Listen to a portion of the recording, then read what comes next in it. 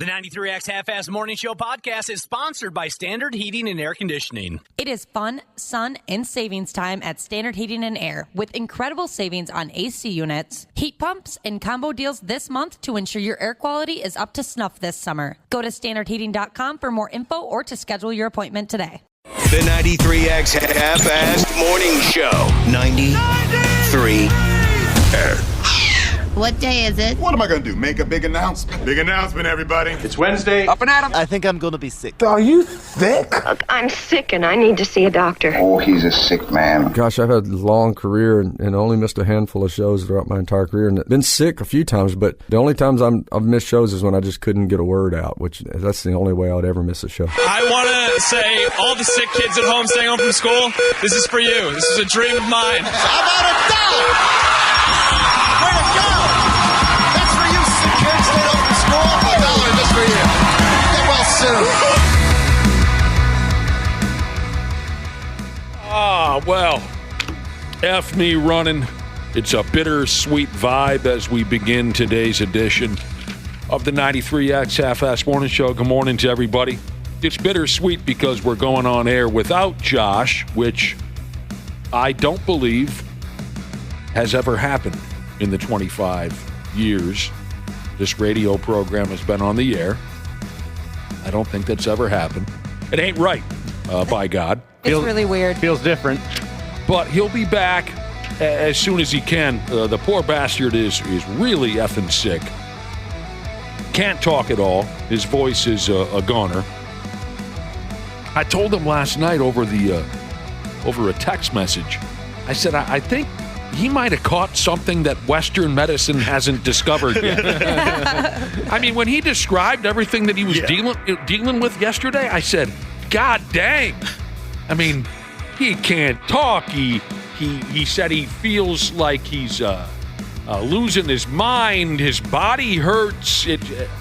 And then he kind of went silent sometime around yesterday, early evening, so hopefully he's just been sleeping it off. I don't know. But the poor bastard is as sick as I've ever seen him. And he's been knocked on his ass a few times in the last year or two that we've seen, and he still manages to find a way in, find a way to, contribute and help out as best he can. But I've never seen him or, noticed him this completely gone before. I think he's a goner. I think this might be it for him. It's all that clean living he does. Yeah. Isn't that something? Exactly. That's what clean living will get you, right? Yeah. That's what you get for not drinking 36 beers a weekend. That's what that clean living will get you. No, I mean, it sucks. It's a weird feeling. It's not the way we'd want to do it, but the poor guy's going to have to take at least today off. But whatever he caught sounds absolutely awful. So we say word up to old Cubby and get well soon. Sucks to be sick. Mm-hmm. Terrible. That helpless feeling where you're thinking, like, am I ever going to feel normal again? Yeah, it overall, it's just really sucks to be sick, except when your sickness forces you to miss out on an event or a responsibility that you want nothing to do with. Then being sick is awesome. It's yeah, great. Absolutely. Yep. In my life, I believe I snaked my way out of two weddings by way of sickness. Nice. Yeah. And it was full blown. You didn't exaggerate it was all real. at all? No. It was. We're talking real deal sicknesses here. Any sucker can lie his way out of responsibilities and events that they want nothing to do with. Anyone can get away with that. But it's just a beautiful, perfect storm when a legit sickness can keep you from going to, like I said, 2 boring weddings plus wedding reception. Man, I had life nailed on those 2 occasions. It was both weddings? Yeah, weddings. Yeah. The type that weren't going to be the fun party type of weddings, obviously. You know what, Dana? I just wasn't willing to find out. Okay. and when I had the legit sickness really, get in the way, boy, I jumped on that opportunity. Were you young? Because when you're really young at weddings, you kind of want to go. You know what I mean? Yeah, sure. Yeah, no, don't get me wrong. The first 4 or 5 weddings / wedding receptions I went to, it was a riot. Oh, yeah. We ended up shirtless and Awesome. Nick has his madness. tie on his head. Yeah. You're still 24, 5. I mean, I think the first of my buddies to get married, we were 23. We were freaking young bucks. We were wild. It was a riot. But yes, I was still young. The two that I'm referencing here, Wapple, I think I was, 27, 8. So we've been doing the wedding thing for a while. Yeah, you're almost over it. Yeah. I was at the point of being pretty much over it, and when those sicknesses kicked in, I mean, I was pumped because I could legitimately, and I believe I was married at the time. She couldn't make any noise about it. Look at me. She lives with me. She knew I was sick. Yeah, that's true. I would always fake sick when I was in kindergarten because you had that. We had AM kindergarten and PM kindergarten. Word. So I was in the AM, and then my parents had me go to what they called SAC. Oh, yeah. Yeah, so that was the school's kind of daycare. So got it. They would take care of the AM kids, and I hated it. I just wanted to go home. So I would always fake sick. And every single time the nurse is like, "You're back again." So you would make it through school, yeah, but you would fake sickness to avoid the daycare situation. Yeah, but that never worked. My parents were always working. They're didn't? like, "Nope, leave them there." Well, yeah, but what could they do? They're at work. Mm-hmm. Yep. You didn't have a situation where you could ride your little Muppet bicycle home from school? I could have because, our house was probably half a mile away, but you could only start walking to school when you were in 4th grade. So you were too young to operate on your own. No, and then once you're in 5th grade, you were a badass because you could ride your bike to school in 5th and 6th grade. Yep. So you were the cool kids hanging out at the bike rack in elementary school. I hear you. Here's a listener that says he or she and their significant other got out of a wedding by having a baby. Oh, that'll do it. Yeah, that's a big enough life event where you can get out of damn near anything. But yeah, when you get sick and you can miss out on some kind of miserable event or responsibility, that's when a sickness becomes a stroke of luck. When I was speaking of when we were little kids, when I was a little kid and I would get sick, I hated taking medicine, and I would fight. I mean, fight any adult who tried to medicate me. Yeah, same here. I hated cough medicine. Oh, it was the worst. It was gross. Just that taste. Ooh. Yeah, pink stuff. Ugh. That was a big part of it. And I don't know why, but especially, like Wapple said, cough medicine that had to be spooned into my yap. I don't know how it started, but I refused to take my medicine, and it took 2 or 3 adults to hold me down. I would punch my dad across the face. Yeah. I mean, I went buck wild. I still have a few clear memories of the fights. I would just go crazy. Dang, dude. Well, you seemed like you were on board with me there for a while. The punching kind of took it a little far, but I've always hated that kind of stuff. When I got my shots for kindergarten, they had to have, I remember it, they had to have multiple nurses come in and sit on me. Oh, man. While they shots. gave me the shots in the butt, yeah, because I didn't want them that bad. So Okay. I get it to an extent, but Yeah. I really liked the taste of Motrin. I don't know if adults can take the liquid Motrin, but that was always my favorite. I got jacked when I would run a fever, and I'm like, oh yeah, give me the good stuff. Motrin. Yeah. That was a liquid medicine. Yep, and I also think it comes in pill form too for older people, but it was always sweet. I looked it up. It says for ages 2 to 11, children's Motrin. It tastes like bubble gum. Okay. I've probably had it. I don't remember the brand names or the product names, but yeah, I would go absolutely crazy and violently fight any adult who came at me with that medicine, punching, kicking. My folks almost had to put a dart in my neck. You know what I'm talking about? You gotta put a bag over your head. They almost had to. They almost had to dart me. Yeah, I hated cough medicine. My mom would put it in the spoon, and then she'd try to put it in my mouth, and I would just hold my mouth shut. And then she'd just force it in. Like a dog when you have to force them to take pills. Yep. You got to rub their throat so it goes down. I didn't know how to swallow pills for an embarrassingly long time in my life. You did not know how to swallow a pill? No, I would. 6 months ago? It can be scary. Yeah, I don't know what it was, but I couldn't. I would try to chew it and stuff, and they're like, no, you don't chew, you just swallow it. What do you mean you swallow something without chewing? I got to chew it. Like, no, you don't chew it.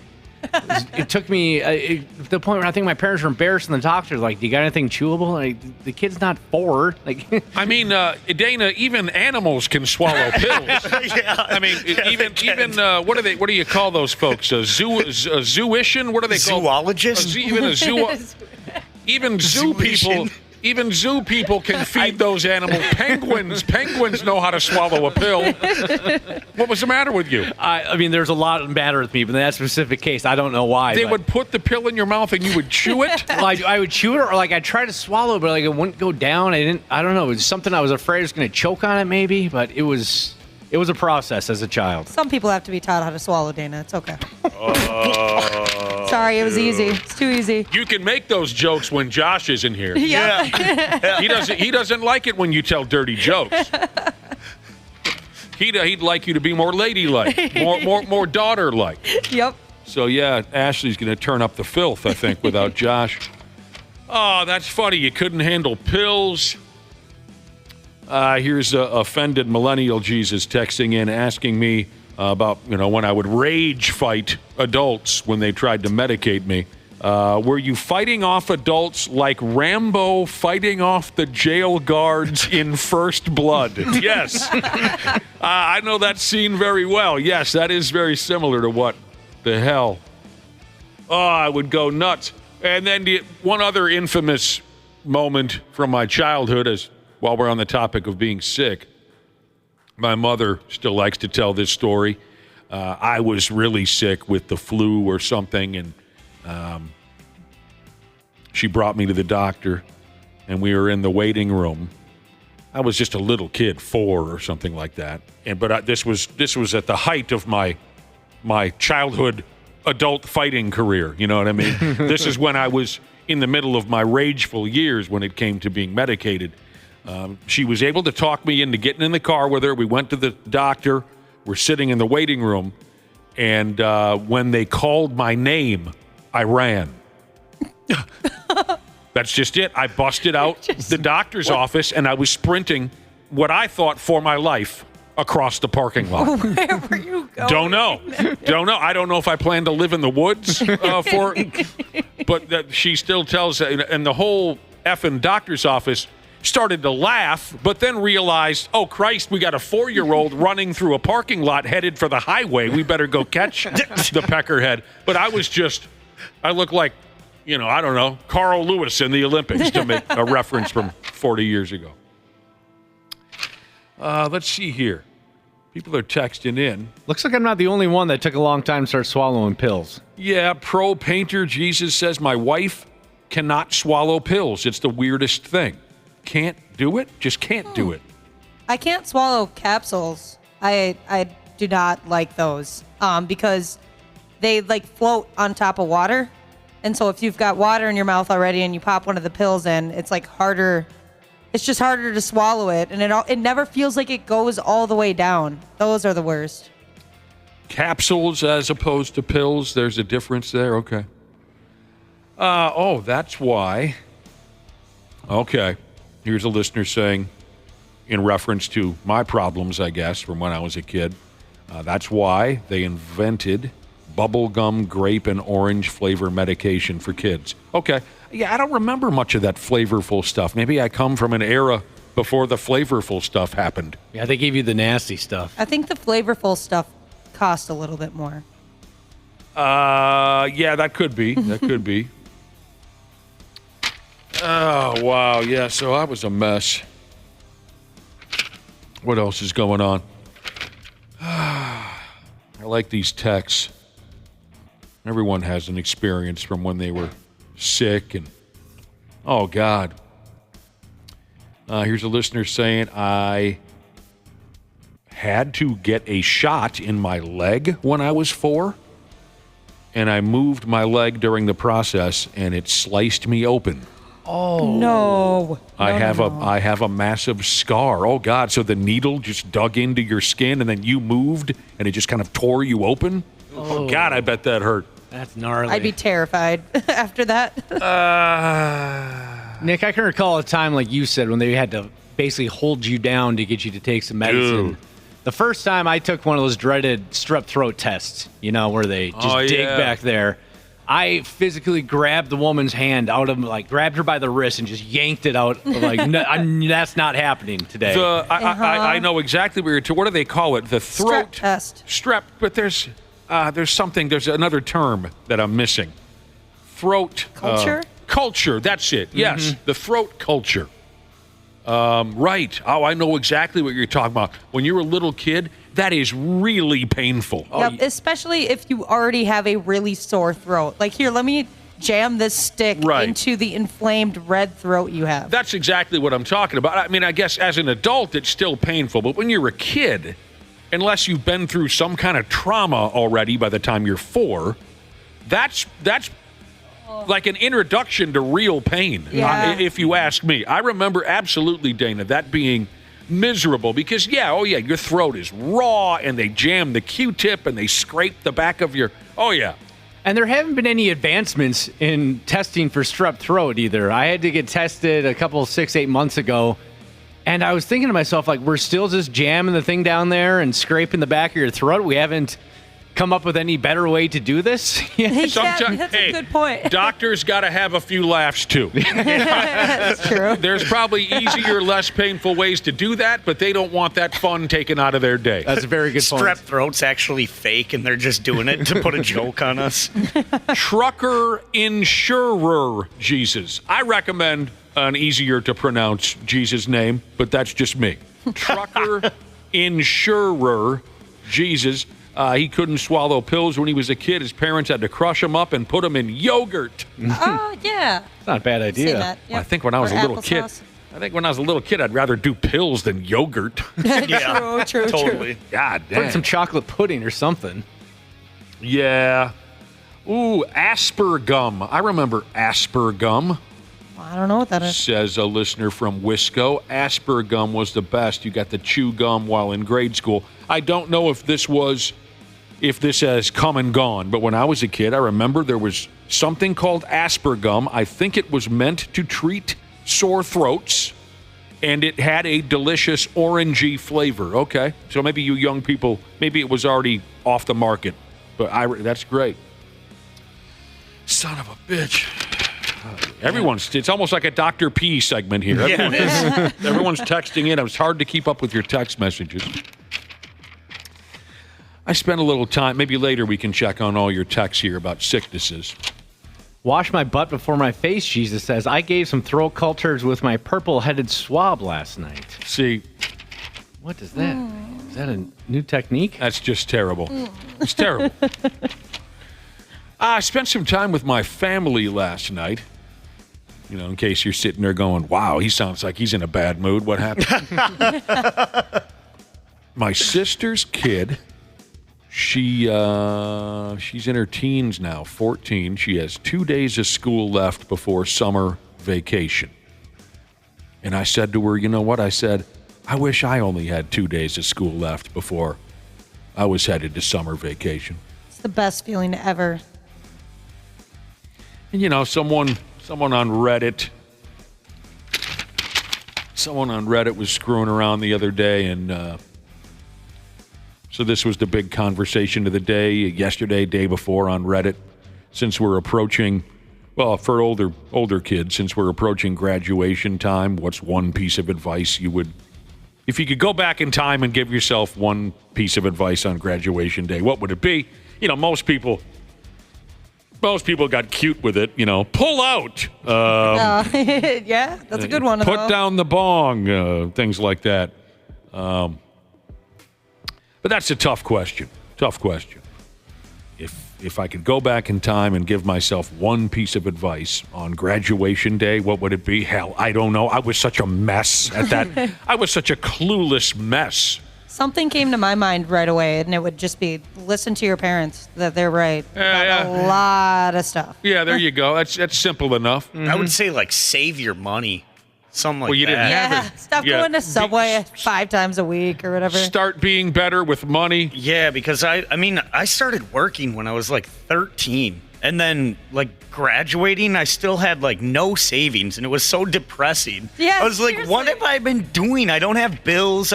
Buying weed? Yeah. Where were you working at 13? I didn't think. I was a soccer ref. 13. yeah. Oh, I see. That's not working. Dude, it was sweet because I would get... Well, yeah, that's my point. Yeah. It was sweet. You made it sound like you were a farmhand or something.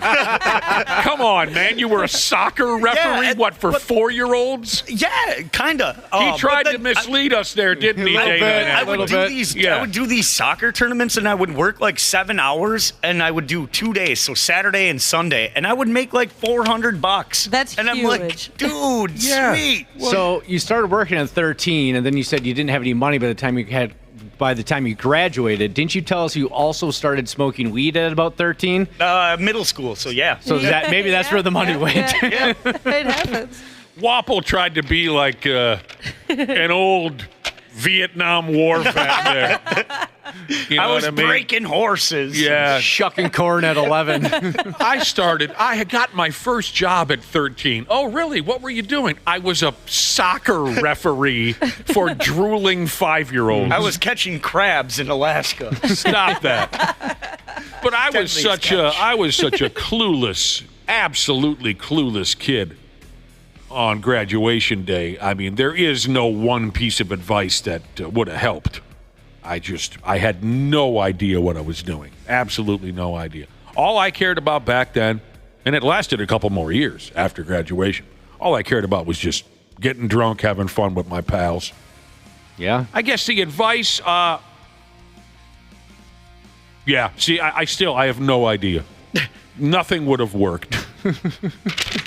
I tell myself, there's going to be a man at the Metrodome that offers you a free Twins t-shirt if you sign up for a credit card. Don't do it. The t-shirt is not worth it. That really happened to you? Oh, yeah. Uh-huh. I don't know if I ever heard that story. So what was it, a total scam? Well, no, I mean, it was a legit credit card, but if you don't know anything about credit cards or credit at that point. Yeah. Okay, I thought you were talking about some psst, hey buddy type of a situation. And you gave him your social security number, and next thing you know, your parents were broke. So it was, you just didn't know how to handle the responsibilities of a credit card. Mm-hmm. And there'd be people like that all over campus, too. I mean, not people, just banks. You know, they'd say, hey, would you like a free Domino's pizza? Sign up for this credit card. Just preying on idiot kids who had no idea how to handle finances at the time. Oh, man. Yeah, like I've told you before, I lacked any awareness of high school. Here's something I didn't learn until high school was over. The purpose of high school is to prepare you for college. I wasn't aware of that. I really wasn't. You've mentioned that before. Yeah. Mm-hmm. 2 weeks before, 3 weeks maybe, before my senior year ended, someone was walking around polling everyone in the lunchroom. Hey, what are you doing? What are your plans after high school? And I could not believe that people already had plans after high school. Do you see what I'm saying? Yeah. Because I read through the list, and it said, I'm going to Michigan State. I'm going to Minnesota. I'm going to the University of Iowa. And I remember, I'm an 18-year-old kid at this point. I remember reading this and thinking, well, how do they know that? I haven't been assigned to college yet. Where do I find out my college assignment? I thought the logical next step was, okay, you finish high school, and then you decide what you're going.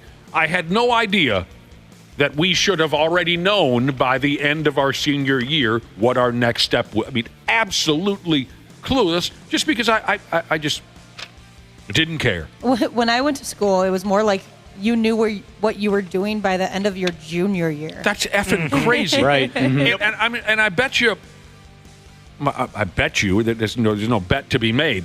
It's obvious that it was me and a couple of my buddies who were the only guys who just had no intent to do anything. Do you think the guidance counselors attempted to try to get you guys down to, talk to you about it, and you just blew them off? Or do you think maybe they just wrote you off immediately? They're like, it's not even bothering. Well, I'll tell you this much. I have absolutely no memory of any guidance counselor at my high school. No, no memory. I didn't know they existed. Real quick before we get going again. So I don't know. Maybe we can come back to this at some point or another. What piece of advice you would go back in time and give yourself on graduation day? I don't know, because that's too tough for me to answer. Before we get going again, an interesting text message here from Leather Scrotum Jesus, who texted in right away when we signed on this morning and said, good morning from, where do you want to guess he is? Go ahead. Owatonna. Owatonna is a guess. It's a good guess. Mexico. And Wapple? I'm going to go Alaska. The man is in Italy. He's in Italy. Oh, dude. A little off. Sweet. Good for him. Good morning from Italy, says Leather Scrotum Jesus. Currently drinking beer and eating a sandwich. That's awesome. Jealous. If I were going to go to a different country, Italy would be it. That's your number one? Yeah. I'm such a geek for Roman times and all the gladiator stuff. I'd love to walk around and check all that out. Okay. Remember how I was telling you that I didn't pay attention at all in school, so much so that I had no idea that by the end of my senior year, we should have already decided our future. So because of my lack of education, sometimes my lack of education shows. Other times I have to ask stupid questions that exposes me as being a very uneducated person. Does Italy have anything to do with the Roman times and whatnot that you just referenced, Wapple? Yes. Okay. It does. Rome is there. Yes. Okay. It is Italy. Okay. Rome. I just had to ask because I didn't know. Yeah, that's where the Colosseum and that documentary took place, Gladiator. Are you not entertained? All right, cool. That entertained me. I did not know that. Yeah. Okay. Yeah, I'd love to see the Colosseum. That'd be badass. Look down below, see the where the gladiators lived and all that. You can still see all those things? Oh, yeah. Yep. They bring you through there. See Willi Myles in studio at 7:30 this morning. That'll be fun. Oh, we haven't seen him in a while. See Willie's a great guest and a great pal, and I believe he has some gigs and some events he'd like to tell us about. So, yeah, we look forward to see Willi Myles strolling in here. And speaking of being sick, we were talking a lot about being sick earlier. Today is June 5th, and from what I understand, we got the weird little national holidays we like to recognize once in a while. Speaking of being sick, today is Ketchup Day. Ooh. Yum. God, come on. This early in the morning, too? God. I mean, that's worse than being sick. Worse than being... We got to take a break. You're a great crowd. No Cubby today. Sorry, the guy, he's feeling awful. But we hope to get him back as soon as possible. So in case you were wondering where Josh was, he ain't going to be here today. We hope to see him tomorrow. We got to take a break. We'll be back with the stupid news in a few minutes on the Half-Assed Morning Show. The 93X Half-Assed Morning Show. Are you ready to beat the heat this summer? Standard Heating and Air Conditioning is here to help you say goodbye to sweltering heat and hello to ultimate comfort. Ashley, what specials do they have going on this month? It is fun, sun, and savings time at Standard Heating and Air with incredible savings on AC units, heat pumps, and combo deals this month to ensure your air quality is up to snuff this summer. Go to standardheating.com for more info or to schedule your appointment today. Are you into weird, spooky, and strange history? Horrifying History tells you about the side of history that people don't normally talk about. We tell the tales of haunted places, infamous true crimes, unsolved mysteries, the paranormal, and then we look to history to see where the truth actually lies. Want to get spooky with us? Horrifying History, part of the Believe Network. Just search BLEAV on YouTube or wherever you listen.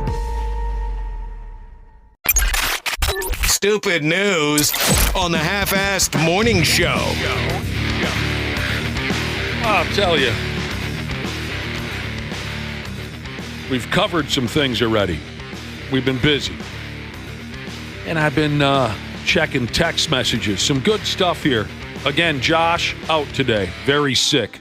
Very, very sick. I don't know. I can be pretty gullible at times. Got a text here from a character called Oh Geez Jesus. I don't know. What do you know about this? Anyone know about the history of Cottage Grove? Nope. All right. I don't know if I should buy this or not, but Oh Geez Jesus says, back in my day, in Cottage Grove, he says, the elders would throw the sick people over the cliffs to keep the rest of the village healthy. Oh. Don't tell Josh about this. I wonder if that really happened. I don't know. Back in the day. You get sick, they just fire your ass off a cliff. They don't want you getting the rest of the village sick. I can see it. Reminds me of that terrible movie. What was that absolutely horrible movie? And like in a lot of cases, horrible movies somehow convince idiots that the movie was something other than horrible. Oh, I have a bad feeling I'm going to like this movie. Not Get Out. Devil's Rejects. No. Not Get Out. That's one that everyone thought was wonderful, and it was dog feces. This was a movie. A bunch of college kids are wandering through the beautiful forests of Sweden or something, and they come across a group of people who live off the land, and in the end, they're all evil, and they throw each other off cliffs. Summertime, Summer's Eve. No, that's a douche flavor. The Ritual? No. Text, what do you call it? 651-989-9393. Are you sure it's not The Ritual? Yeah, what's that? Midsummer. Midsummer. Oh, yeah. Horrible. The Ritual has the exact same plot. Midsummer is one of the worst movies ever made. Couldn't believe that I actually sat through the whole thing, and then next thing you know, I go on the internet and people love it. I don't understand what's wrong with us. All right, some more of these text messages. We talked about, of course, being sick because of Josh's situation. You miss out on that. You miss out on this. Here's a guy who missed so many days of school his senior year of high school. He missed picture day, so he's not even in his senior yearbook. And I texted the guy back. I just simply said, nice. Because I thought maybe maybe it'd be kind of cool to never, have no proof of your existence. I wrote, nice. He wrote, it's not so nice when you spend $150 on the yearbook and then realize there isn't one memory of you in there. Oh, that does suck. In our yearbooks, it always, there'd be rows of pictures, and then one, if the kid didn't have a picture, it'd be blank. It'd say, no photo available, with their name underneath. I always thought that was kind of funny. I guess I've never seen that because there was always, so many picture retake days. I remember one cute joke in my yearbook. 10th grade, one of my best buddies wasn't there for picture day because he was in juvenile hall, okay? And so after he was done with juvie, he came back and finished out the year, but he missed picture day because he was in juvie hall, and in the yearbook, at the end of the list of names and pictures of the 10th graders, it had a list of people who didn't get their picture taken. And my buddy was referred to in the yearbook as camera shy. It would have been great if somebody on the yearbook committee tracked down if they did some type of mugshot at juvie and put his mugshot in there. That would have been great. That would have been awesome. He wasn't there because he was in deep trouble with the law, and the yearbook were very kind. The yearbook staff, they referred to him as camera shy. All right, we had a guy text in from Italy earlier. A listener saying, hey, I'm listening from Italy. I'm drinking a beer and eating a sandwich. Here's the opposite. Heather, the tricycle Jesus, is texted in. They're in, he or she, I think it's a he. He's in Kentucky, not drinking a beer because it's a dry county. Oh, that sucks. I've heard of those. That sounds miserable. It's a 40-mile ride to the nearest liquor store. All right, get on that trike. Yeah, I'd be like, all right, let's do it. I forget that that's a real thing. There actually are dry county. That's crazy to me. Yeah, I've looked up trips before to like the down south area, and I get too sketched out on like, all right, is this considered a dry county? Is this? And I always just like back out of booking a trip because how terrible would that be? It'd be a nightmare. Isn't Lynchburg a dry county, and that's where Jack Daniels is distilled? I think you're right, Wapple. That sounds familiar. That's so weird. I've heard those stories before, Wapple. I have. Like one of the most popular whiskeys, and sorry, can't drink around here. You go to the tour of the facility, thinking you're going to get to sample some stuff. Oh, no, you can't drink it. No, you can't drink. But here's a bunch of barrels if you want to look at it. People are texting in. Yeah, we got an answer already. Yeah, the movie I was referring to is called Midsummer. Horrible. Absolute waste of time. Unless you really, really love a hard-to-follow Swedish-Norwegian accent, or if you are drawn to masses of pubic hair, then you'll enjoy Midsummer. If you have any real taste in what makes for a good movie, you'll hate it. But if you like an annoying, like I said, Swedish or Norwegian accent, and if you like matted pubic hair, then it's your film. All right, one more text before we get to the stupid news. Back to our conversation on being sick. And I mentioned that when I was a kid, I would rage fight adults to the death before I would allow them to medicate me. I don't know why. I just hated medicine and all that, and I would punch grown folks in the yap and just go crazy. Here's what do you call this? A listener named Gamer Jesus. When he was 7 years old, he had to have his stomach pumped because he took a bunch of pills that were for his grandmother's blood pressure. Oh, that's not good. And it took 7 grown men and 3 women to hold him down. To have his stomach pumped. That would scare me as a kid. All right, F you. We might as well dump our way here into the stupid news report for today. It's always a good time when an ass bag or two mangle themselves while in the process of committing crimes against innocent people. I love that.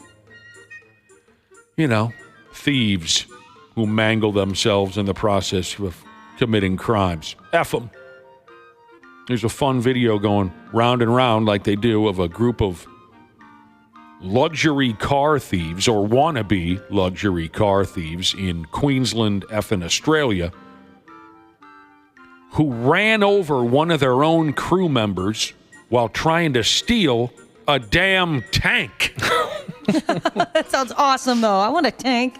A 12-ton tank. They about smooth crushed one of their own effing guys to death while trying to snatch a real live tank. This crime wasn't committed at a car dealership or anything like that. I believe the dickheads broke into the private garage of some big shot over there in Australia who happens to have 2 or 3 fancy schmancy cars and a tank in his private collection. That's crazy. The big shot goes by the name of Mark Truno. And on a side note, if you watch the video, did we put the video of this up on our website? Yes, sir. If you watch the video on 93x.com, you'll see Mark, the big shot. He's interviewed by the local television news. And on a side note, you'll see that Mark is a grown man, but you'll notice that for some reason, he prefers to style his hair like a kid going in for his first grade class picture. I found that interesting. It is kind of all over the place there. What is he doing? Maybe he spent all of his money on a tank and couldn't afford a comb? That could be. Yeah. He's just got the worst looking hairdo. Anyway, Mark has surveillance video of the dickheads breaking into his shop and trying to steal his tank. And here's how it all played out. One of these dopes went to work at the back of the tank with an angle grinder for some reason. I don't know why guy was behind the tank running an angle grinder.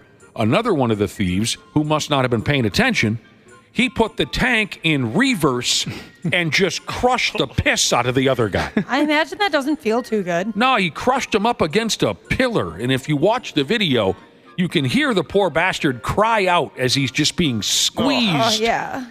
Just squeezed to near death. Like a tube of toothpaste. Yeah. You hear the guy just go, ah! These effing clowns. You know, F them, like I said. They, I guess they don't follow the honor among thieves slogan because the driver who crushed his partner's guts out onto the floor of the shop while backing up the tank, he doesn't stick around. He just runs like hell. I'm out of here. The dude who got crushed eventually limps his sorry ass out of there. And then the eyes fell out. Sometimes when I see news stories like this, I like to think of what their plan with that tank was. Because you probably don't see a lot of them, roaming the streets of Australia. I think it might be kind of easy to track down. You know what I think? They were just going to take some sweet pics. I think they were going to. I think they were going to infiltrate WCW headquarters with megaphones. Oh, if you watch wrestling in the late '90s, you loved that joke.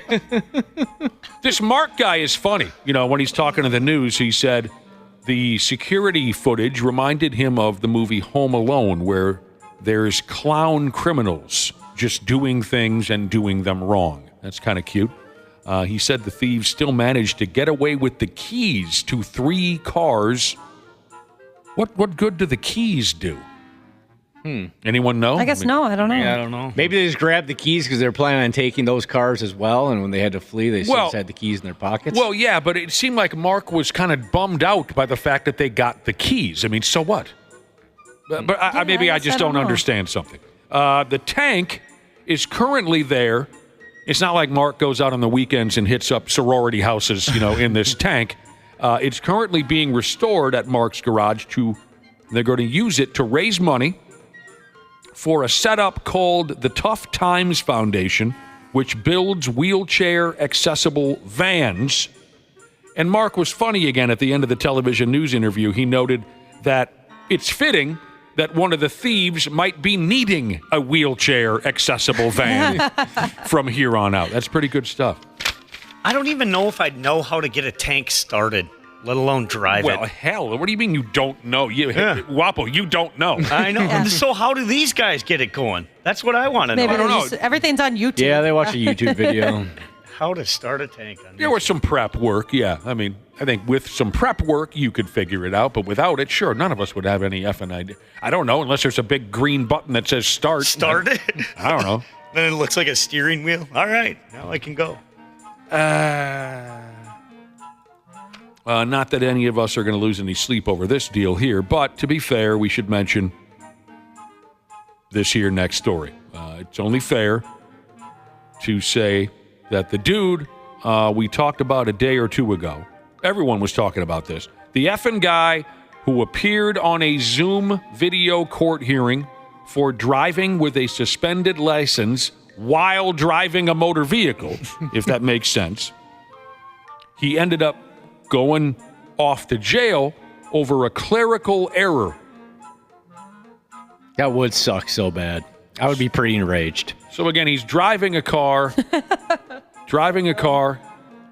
Also, he's in a Zoom meeting about his suspended driver's license, and he's driving a car. The judge sees this on the Zoom video. The judge can't believe his eyes and says, dude, you're checking into jail tonight for driving with a suspended license. The fella who got pinched, his name is Corey Harris. In the video clip, the judge just grills this Harris guy and his public pretender because the dude was supposedly driving while appearing in court for his suspended driver's license. New details in the case are saying now that Harris had his license reinstated over 2 years ago, but something went sideways with the paperwork. And it was never clear to the judge or anyone else involved in the case that, yeah, dude has had his driver's license back and for quite a while. So more or less, this Harris guy isn't the unbelievable moron that we all thought he was, and we're sorry we lit into the guy the way that we did. Yeah, I'm sorry, man. He did spend 2 days in jail.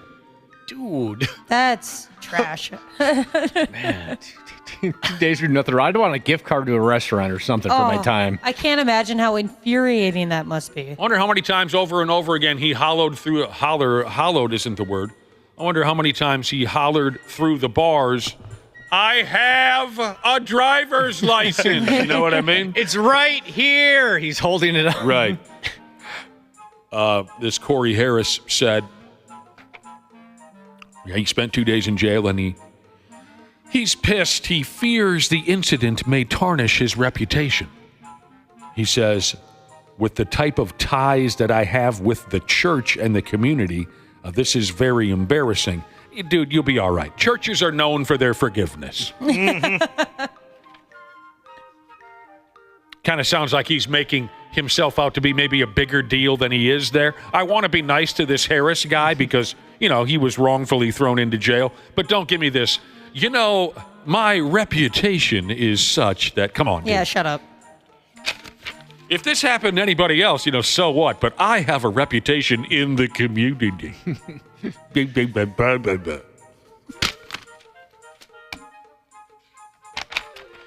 All right, Smashley, I got a question for you. What's up? How much rage do you have pent up inside you on an average day? Are you going to cut loose someday soon and there'll be no survivors? Yeah, probably. Yep. Do you have rage? Do you have Yeah. you do. It's inside. Because you seem like a generally happy person. Yeah, it's because I just push it down. You push it down. This little corner of my stomach. Doctor recommended you push that rage down. Yes. Swallow it. Then one day it just all erupts. It'll be a fun day. Right. All right, well, if you ever want to let her buck, let all the rage out, here's one way to do it. Rage rituals. That's the term. Rage rituals. This is apparently one of the latest trends on the internet. Oh, how I love to follow the internet trends. You're the one I go to when I have a question about the latest internet trend. Oh, yeah. Sometimes I ask myself, where would I be without all of my favorite influencers? You'd be screwed. I would be. I have no idea. Anyways, rage rituals. Here's what it says now. Women's are paying thousands of dollars to participate in screaming ceremonies. That sounds fun. Where they get... what about the $1,000 part? What's included? Do I get free breakfast? Yeah, you get a continental breakfast. Screaming ceremonies, and they also break stuff. A gal by the name of Mia Magic. I doubt that's her real name. She is a self-proclaimed into-witch. This ought to be good, huh? Yeah. This ought to be good. What is this? She says she hosts rage ritual retreats for women so they can unleash deafening shrieks in the middle of the woods while beating sticks and other objects on the ground, like filthy naked cave women. Here's the lady talking right here, and she sounds pissed. She says, it's like, don't be a bitch, or don't be angry, or don't be aggressive, or don't stand up for yourself, or don't protect your integrity, or don't tell anyone that they... Anyway, she says there are particular emotions that are accepted in the gender binary that we each need to feel. Men need to cry, and it's so healthy for men to cry, and women need to be able to get angry. I'm not sure what she's talking about, but I'm not going to interrupt. She seems like she knows what she's talking about, so yeah, just let her go with it. She's hosted several of these ceremonies over the years. Her latest temper tantrum all-girl showdown is going to be this August. Oh, it's in France. Oh. And, okay, come on. It costs ladies $6,000 to $8,000 to take part. That is kind of insane. Feel like all these gals could just go into their own garage and flip the F out for free. But it's $6,000 to $8,000 to rage under the tutelage of this Mija Magic, whatever, Magic Melina, whatever her name is. Mia Magic. Mia Magic. We do have some of those rage rooms here in the Twin Cities where you can go smash things up. Yeah, those always look fun. I've heard of that. What do they want for that? $20? I'm looking at it right now. There's one called the Wreck-It Rage Room. And for 25 minutes and 2 people, it's $120 to smash up anything you want. All right, It's not bad. That's different, but I see where you're going with that. Mm-hmm. And that's again, you could just do this on your own property. Sure, the cops might get called, but you could just say, hey, I'm letting off some steam. $125 for 2 people for an hour is a hell of a lot better than $8,000. This into which she encourages participants to think of situations in which they were wronged while screaming and beating sticks into the ground until your arms go numb. That part doesn't sound that great. A gal by the name of Kimberly has gone to one of these meltdown deals before, and she says there's no place where you can see women be able to be angry like that and it's not condemned. And here she's talking about Magic Malik. She's just hormonal. Sorry. She's quoting what people might say about women if they got angry in public, I guess. She's hormonal. She's unhinged. She's just crazy. She's just on her period. She's just whatever. She's just whatever? Right. But this is a place where you can go, probably for the first time in a really, really long time, where you're able to scream out loud things about how you feel. I'm a little confused. These women, where are these ladies hanging out? In 1955? A little bit more progressive these days. I do. I think these days most of us are open-minded enough to allow someone to have a meltdown now and again without judgment. I don't care what you have swinging between your legs. If you need to scream and carry on to let out some rage and feel better, go ahead. Yeah, do your thing. Whatever. These ladies must be surrounded by complete a-holes if they feel as if they can't scream and yell for therapeutic purposes without everyone judging them sideways. But whatever. They're going to pay $8,000 to do it. Knock yourself out.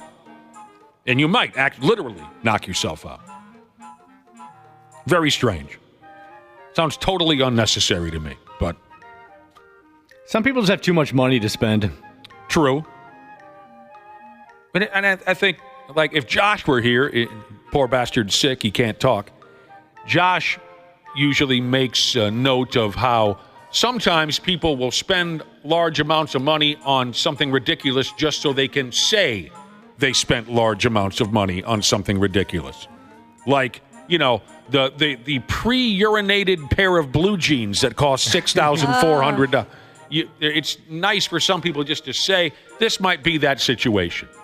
Yeah, I bet the over-under on number of Instagram photos that women take at this thing and post is in the hundreds because they want everybody to know that they spent the money to go to the rage retreat. Yeah, that's very true. I'm not just your normal everybody who goes into the backyard and throw tips over a children's swing set when I'm in a rage. I go to a $6,000 rage retreat. Right? Okay.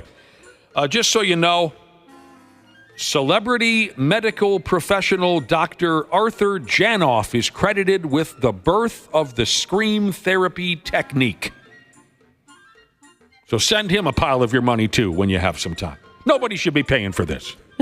No. Yeah.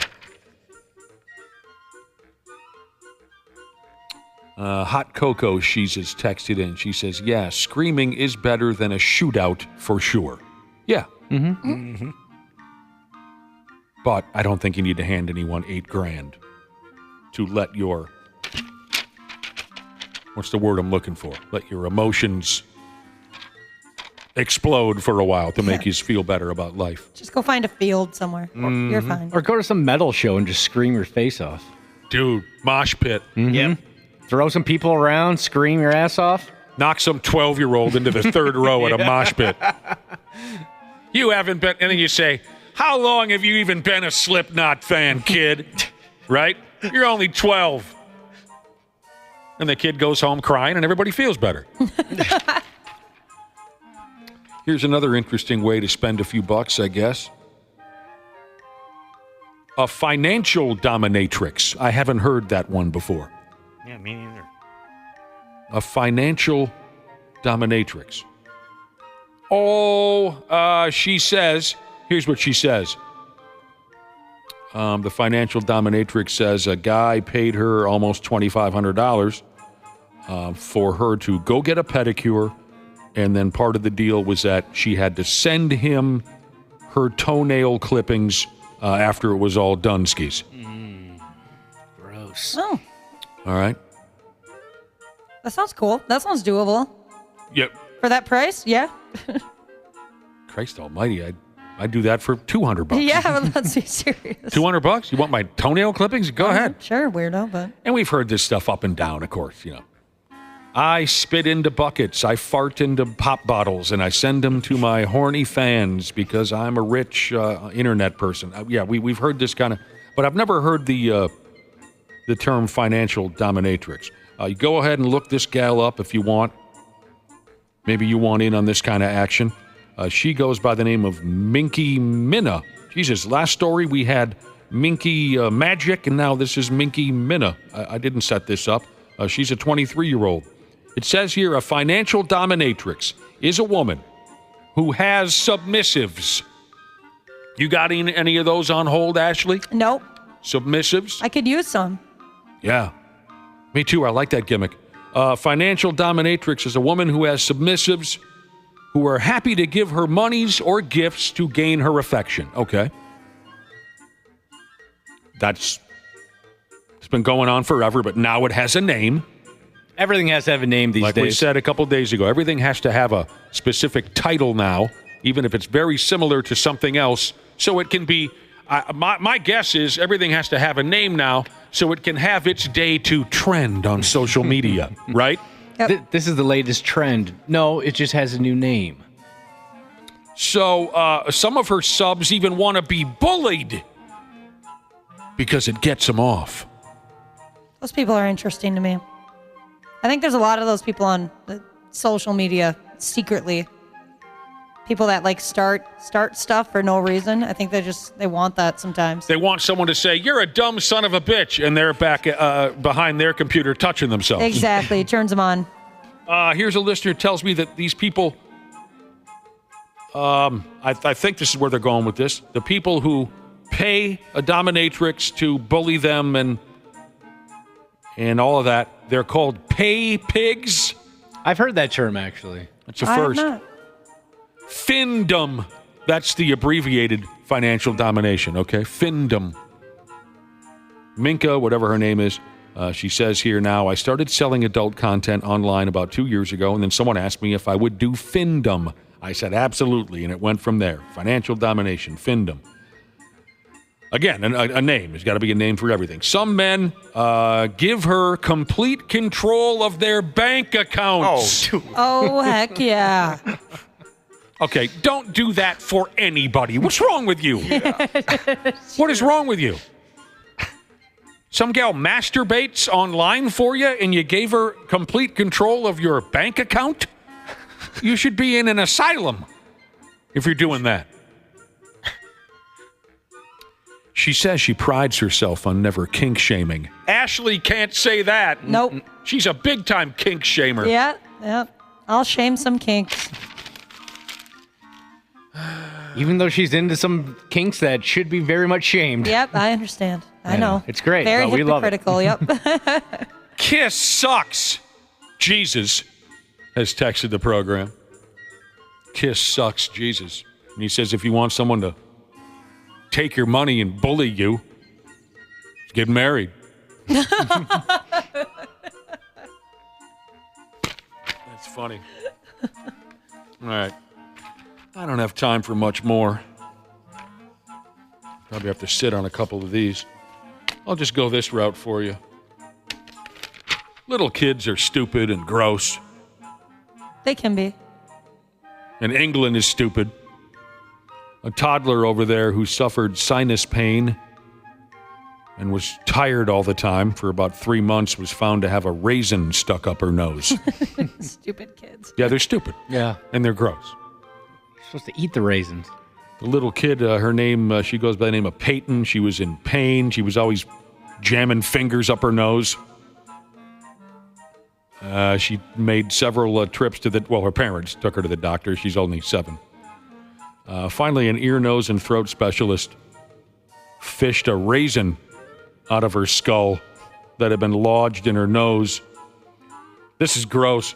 Her folks said she had really bad breath for about 3 months. Oh. Well, yeah, there was a rotting grape up there, or what, a grape raisin. Aren't they the same thing? Yeah, gross. She had a rotting raisin. I bet that was foul. Hi, Mom and Dad. And they're just backpedaling. My God, what's the matter? And then when you add that on top of just the general kid stink on, as it is, that is tough. Yeah, they smell in general. The dad, he wants out of this relationship, it sounds like to me. He says, you turn your back for 2 seconds, kids do what they want. He wants done. out. Yeah, he's done. Just done. But the kid, a 3-year-old, not a 7-year-old. Jesus, a 3-year-old, I don't know. I guess it doesn't make much of a difference. She feels much better now. Good. Now that... I suppose when you see a kid constantly picking their nose, you don't think much of it because that's what kids do. Yeah. Little booger eaters like Wapple over there. I eat so many boogers. Well, you used to. No, I still do. Do you really? No. Booger eater. Sometimes. You're a booger eater. You're gross. Oh, God. On the weekends, he treats himself. Yeah. Oh, gross. Hey, folks. I save them. Listeners, if you get to come on our Independence Day booze cruise, when Wapple's talking to you, remember that. He's a booger eater. Never forget. He might have some in his teeth. It's on his breath. Ew. I got booger breath. It's horrible. Sports on the 93X Half-Assed Morning Show. Stanton in an 0-2 hole. Judge leads at first, 2 out. Drill deep to left field. There it goes. See ya. Into the second deck. A 2-run blast by Stanton. And the Yankees lead 5-1. 420 feet. And that's his 150th home run as a Yankee. Fall down and go F yourself, Juan Carlos Stanton, or whatever the hell your name is. Yeah, I watched my first Twins game. Oh, yeah, I meant to ask. You said you were going to maybe get that figured out. Yeah, the friggin' wife, she's a frustrating person. But she wrangled something cute on the television here a couple days ago to where we could watch the Twins game. So I watched last night's game, first one I've seen in I don't know how long, ever since this wacky Bally Sports North thing went sideways. It was great to have televised Twins baseball back in my life. The result of the game obviously could have been better. The Yankees beat the Twins 5-1.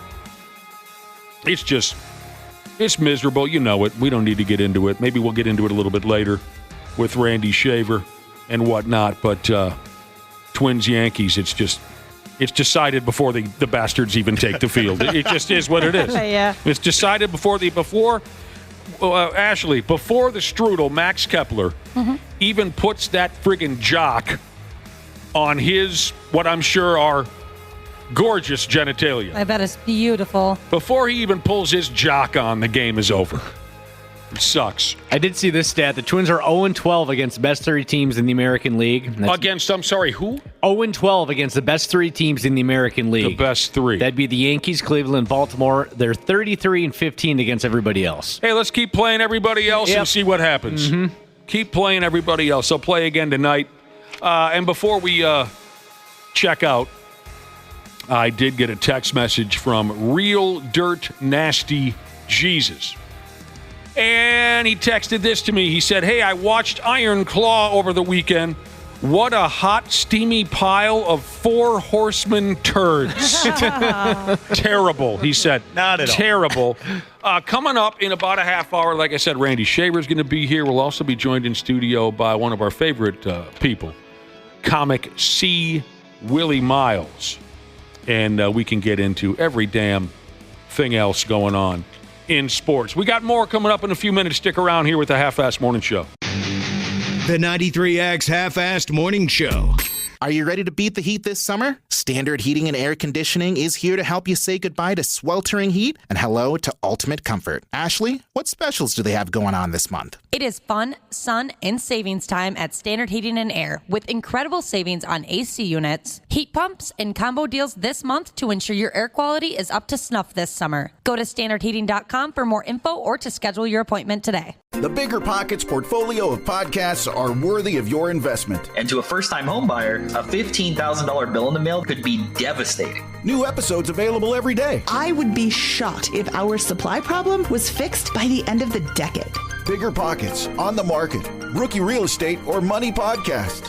Wealth is not built in your comfort zone. It is not easy or comfortable to build wealth. The Bigger Pockets Podcast, on YouTube or wherever you listen. The 93X Half-Assed Morning Show. They got their heads up their ass. On 93X. I hear you. Welcome on back to the damn radio program, the 93X Half-Assed Morning Show. It's a bit of a somber vibe around here. Going live without Josh ain't supposed to happen. Matter of fact, we were talking earlier about Josh's absence. The poor bastard can't be here. He's sick as a dog. I was wondering earlier if in the 25-year history of this program we've ever gone on without Josh here in some way, shape, or form. I don't think it's ever happened before. He's unable to make her in today. Hopefully we see him and hear from him tomorrow. We'll see.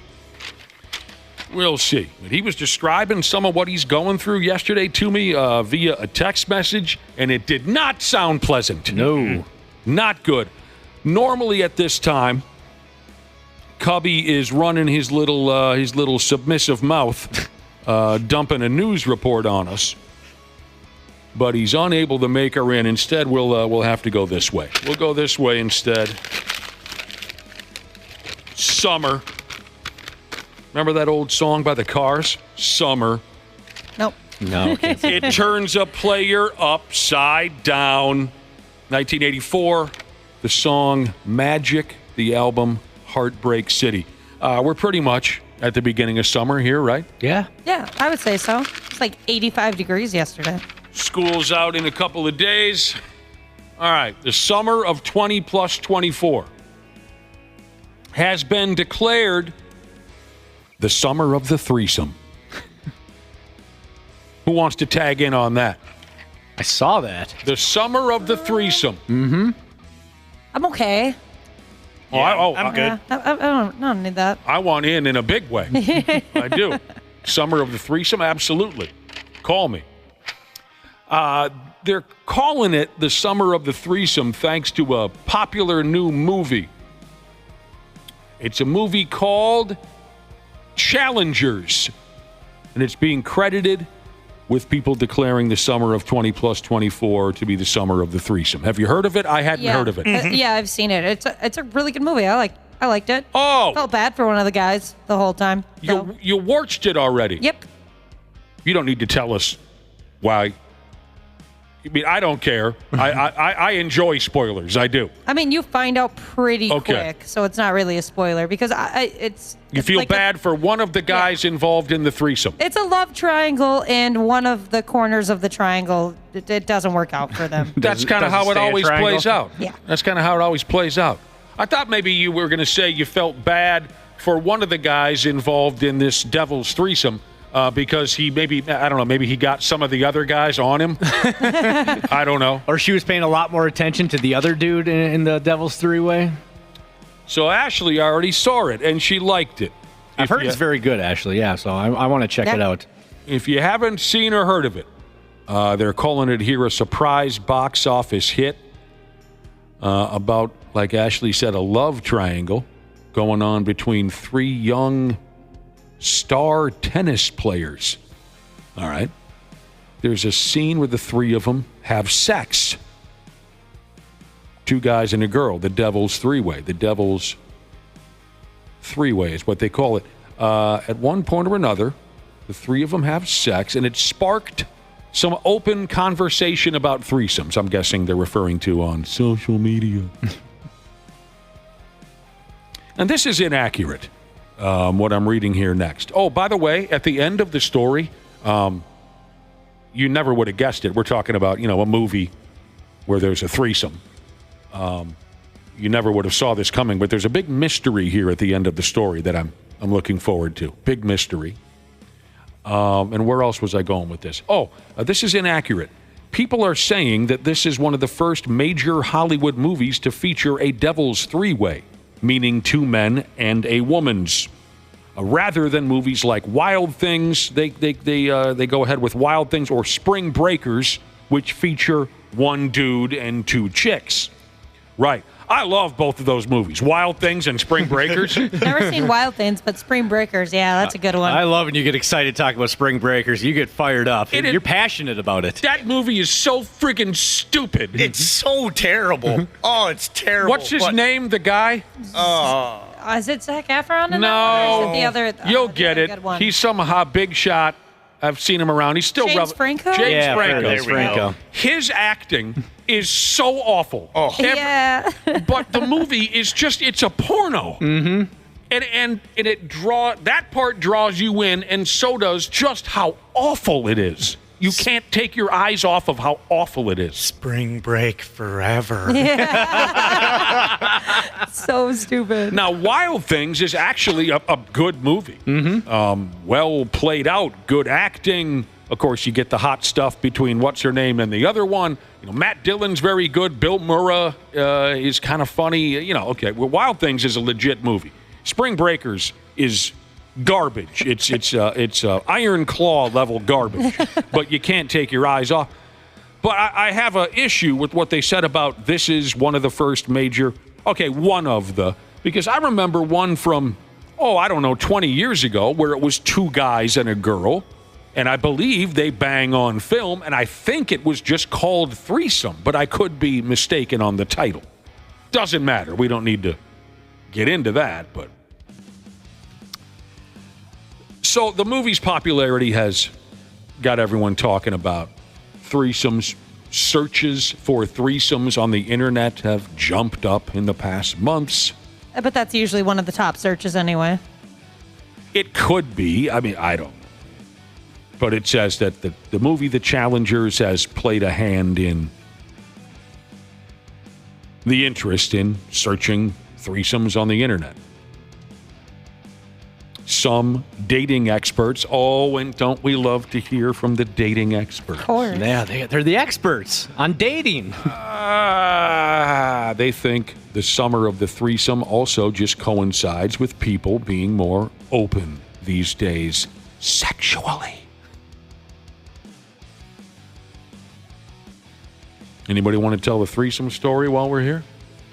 You folks already punked out on the summer of the threesome. You all said, I don't know, I'm good. Quit worrying about getting in trouble with your significant other. Tell the truth. You want to have a threesome. Would be fun, yeah. No. I don't. Dana says, yeah. It's complicated. Too many hands. You're complicated. Too many things. I think, Ashley, you would get very jealous during a threesome.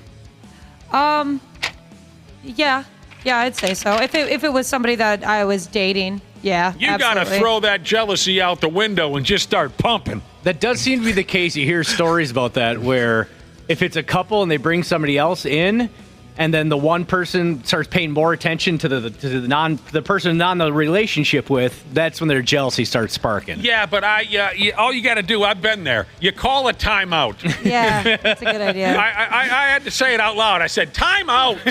And I said, stop it, everybody. Let's just have some fun here. Time out. Regroup. And I got 3 times, just like a football game. You get 3 timeouts if you need to sort things out. The best each half? Positionally or emotionally. You need to sort things out positionally or emotionally.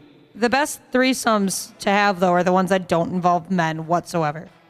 Well, I couldn't agree more. I could not. But then I wouldn't be participating, would I, Ashley? There's a chair in the corner, Dana. Ish. The last thing any 3 women on planet Earth need is Dana sitting in a wooden chair in the corner. I'm kind of looking between my Nintendo Switch and what they're doing. Ish. Yeah, I feel bad for those women. Of all the possible audiences. All right. There are apps for threesomes. Oh, I didn't know that. Yeah, they have apps that are just strictly based on finding weird sex now. Yep. On finding weird sex? Oh, Yeah, just like fetishes and stuff like that. Oh, so I guess you have to bear with me because I don't exactly know what an app is. So is Tinder an app? Yes. Oh, okay. Well, then sure, there are apps for threesomes. You go on the app and you say, "Hi, I'm Donnie. This is my girlfriend. Do you want to bang the both of us?" Okay, that makes sense. One of these threesome apps is called Feeld, F-E-E-L-D. Okay, write that down. Field.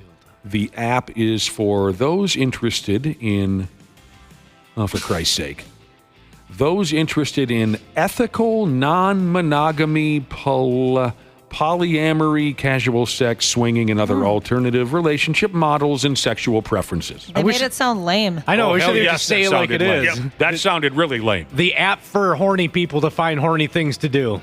Imagine if this was a telephone call, if this was the 80s and it wasn't your cell phone with the apps, if it was a telephone call. Imagine you're the operator and you say, "Hello, Field," and someone says, "Hello, I'm calling about the ethical non-monogamy." I'd want to hang up on my first day of work as an operator. That sounds so boring. "Hello, are you who I need to talk to about ethical non-monogamy?" 10% of women and 18% of men have had a threesome. Seems low to me. Yeah, same here. That's because most folks lie about it. Yeah, that's a good point. Yeah, you're really going to tell a stranger that's calling, "Hey, I'm doing a survey. Have you ever had a threesome?" Here's the mystery at the end of the story, which was brought to us this morning by Dana. Right, Dana? Mm-hmm. You don't know what you did here, so this is going to be kind of fun. We can make fun of Dana. Good. We can make more fun of Dana. This is what Dana printed out. Okay. A study shows that 10% of women and 18% of men have had a threesome. But the majority of those who have had one say that it was overall... And that's the end of the story. Ah, God dang it. You left us on a Your terrible cliffhanger. friggin' editing Jesus. edited out the one word we need to wrap up this conversation. Is it to be continued till tomorrow, okay? But the majority of those who have had a threesome say that it was overall, and that's the end. Do you want to know, or do you want to be in Yes, suspense? I want to know. Overall, a positive experience. A positive experience. That makes sense.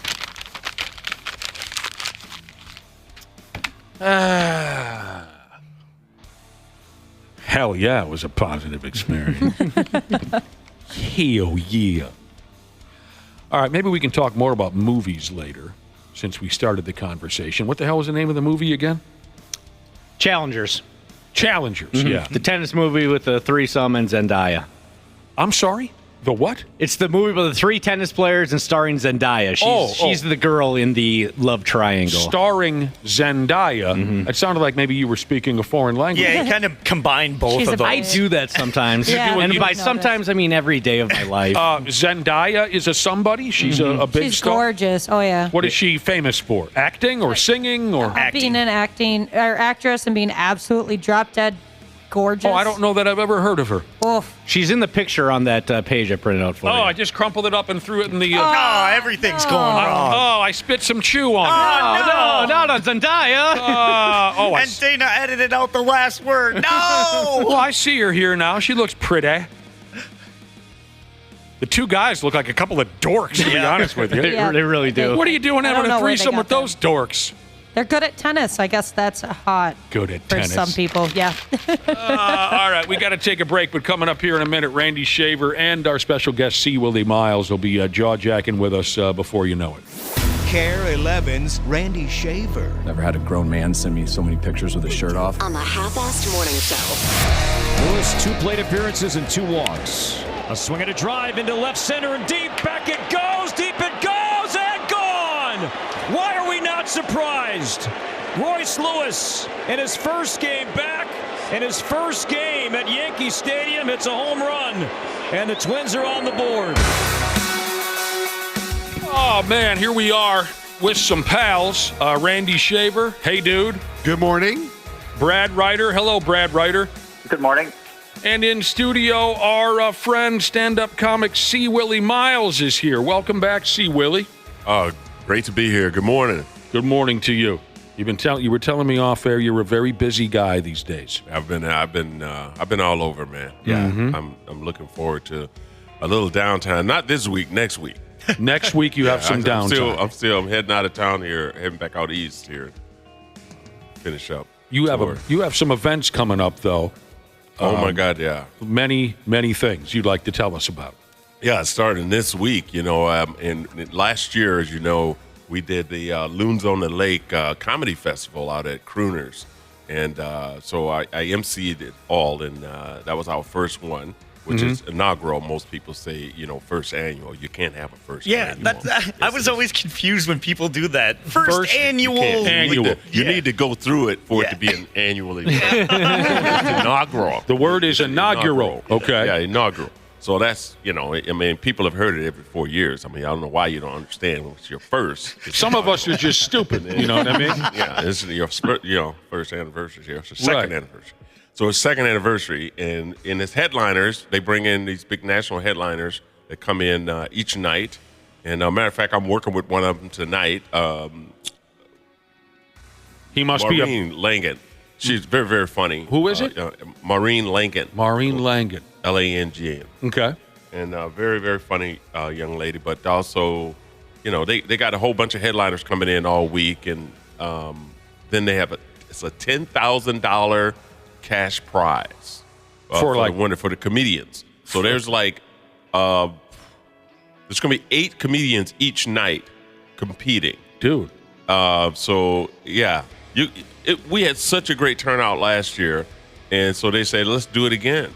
This is at a joint again called Crooners? Crooners. Okay. And it's you'll have they have 3 rooms out there. There's competition going on, and you get to come out to the shows, and you get to look and see firsthand. These are comedians from all over the country that are vying for. It's like the comedy festival. Any big comedy festival you hear going on around the country, that's what's happening out at Crooners. First time they've ever had it. The crowd decides the winner? No. There's actual judges. Judges. Yeah, there's television, there's producers. Okay. And club owners and stuff like that comes in. That's good that they hold those positions, because what if the judges have no sense of humor whatsoever? You know what I mean? That would be tough. But the thing is that Randy Lubas, the guy that's actually running it, he's very good judge of judges. He's bringing in quality guys, quality people. The guy can judge judges. He can judge judges, Good. and that's a good thing, because again, you're right. Everybody don't have the same sense of humor, and all these comedians are different. All I tell people to do is when they come to an event like this, just understand it's a comedy competition. You're not going to like every comedian, but give them an opportunity and just sit there and listen and just understand it's a festival, and you're coming to see all of them. Be fair. Yeah, and that's how are you going to know what type of comedy you like if you don't hear it all? Yeah, listen up. What I mean? Yeah. Right, I got you. Just have fun. And they're all very good because they're all professionals. It sounds like a lot of fun. Yeah, so it sounds nerve-wracking if I were one of the comics in a competition. Have you then done plenty of those yourselves, comedy competitions? I have. What do you do? Do you slip any Mickey into the drink of your nearest competitor in the back room, and maybe they pass out and you just... Well, I think you can ask pretty much any comedian in Minneapolis, and they'll tell you that this is one thing that Willie never did, and that was a comedy competition. You never did one? I don't like competing. Either you book me on merit, Okay. I think comedy competitions are great. I'm a storyteller, and I'm the worst type of, comedian. You can't compete with guys that tell jokes. All right. I need 10 minutes just to say my name. You know what I mean? Like, these guys can go up there in 3 You're not minutes. a competitive person, right? In that particular realm. Like, I've never auditioned to go on like Leno or Letterman or or Fallon, or because I don't have a 3-minute, 5-minute, 7-minute set. Gotcha. I have a 90-minute, 2-hour set. Gotcha. You're not going to rattle off "that's what she said" jokes, over and over. Exactly. I understand completely. So I don't compete in that sense, but I've hosted tons of them, and they're really, really good because these guys are really good at what they do. Are there any fights, backstage fights? No, that was back in the 80s. Yeah? But a lot of drugs were involved. Everybody was coked up in the 80s. Yeah, and everybody had everything they own into that competition. You know what I mean? Like if I don't make it, my career is over. Cocaine was a problem in the television news industry in the 80s too. Always. Or it's still a problem. Always. Randy Shaver and Brad Ryder, two of the most competitive people I've ever known. Right. Well, I mean, the comedy competition to me, like you said, it's so subjective. I would agree with you that I wouldn't want to be in it because what's funny to one person is not funny to another, and you get the wrong type of judges up there, and, yeah, I understand. Especially if your career's on the line. Yeah.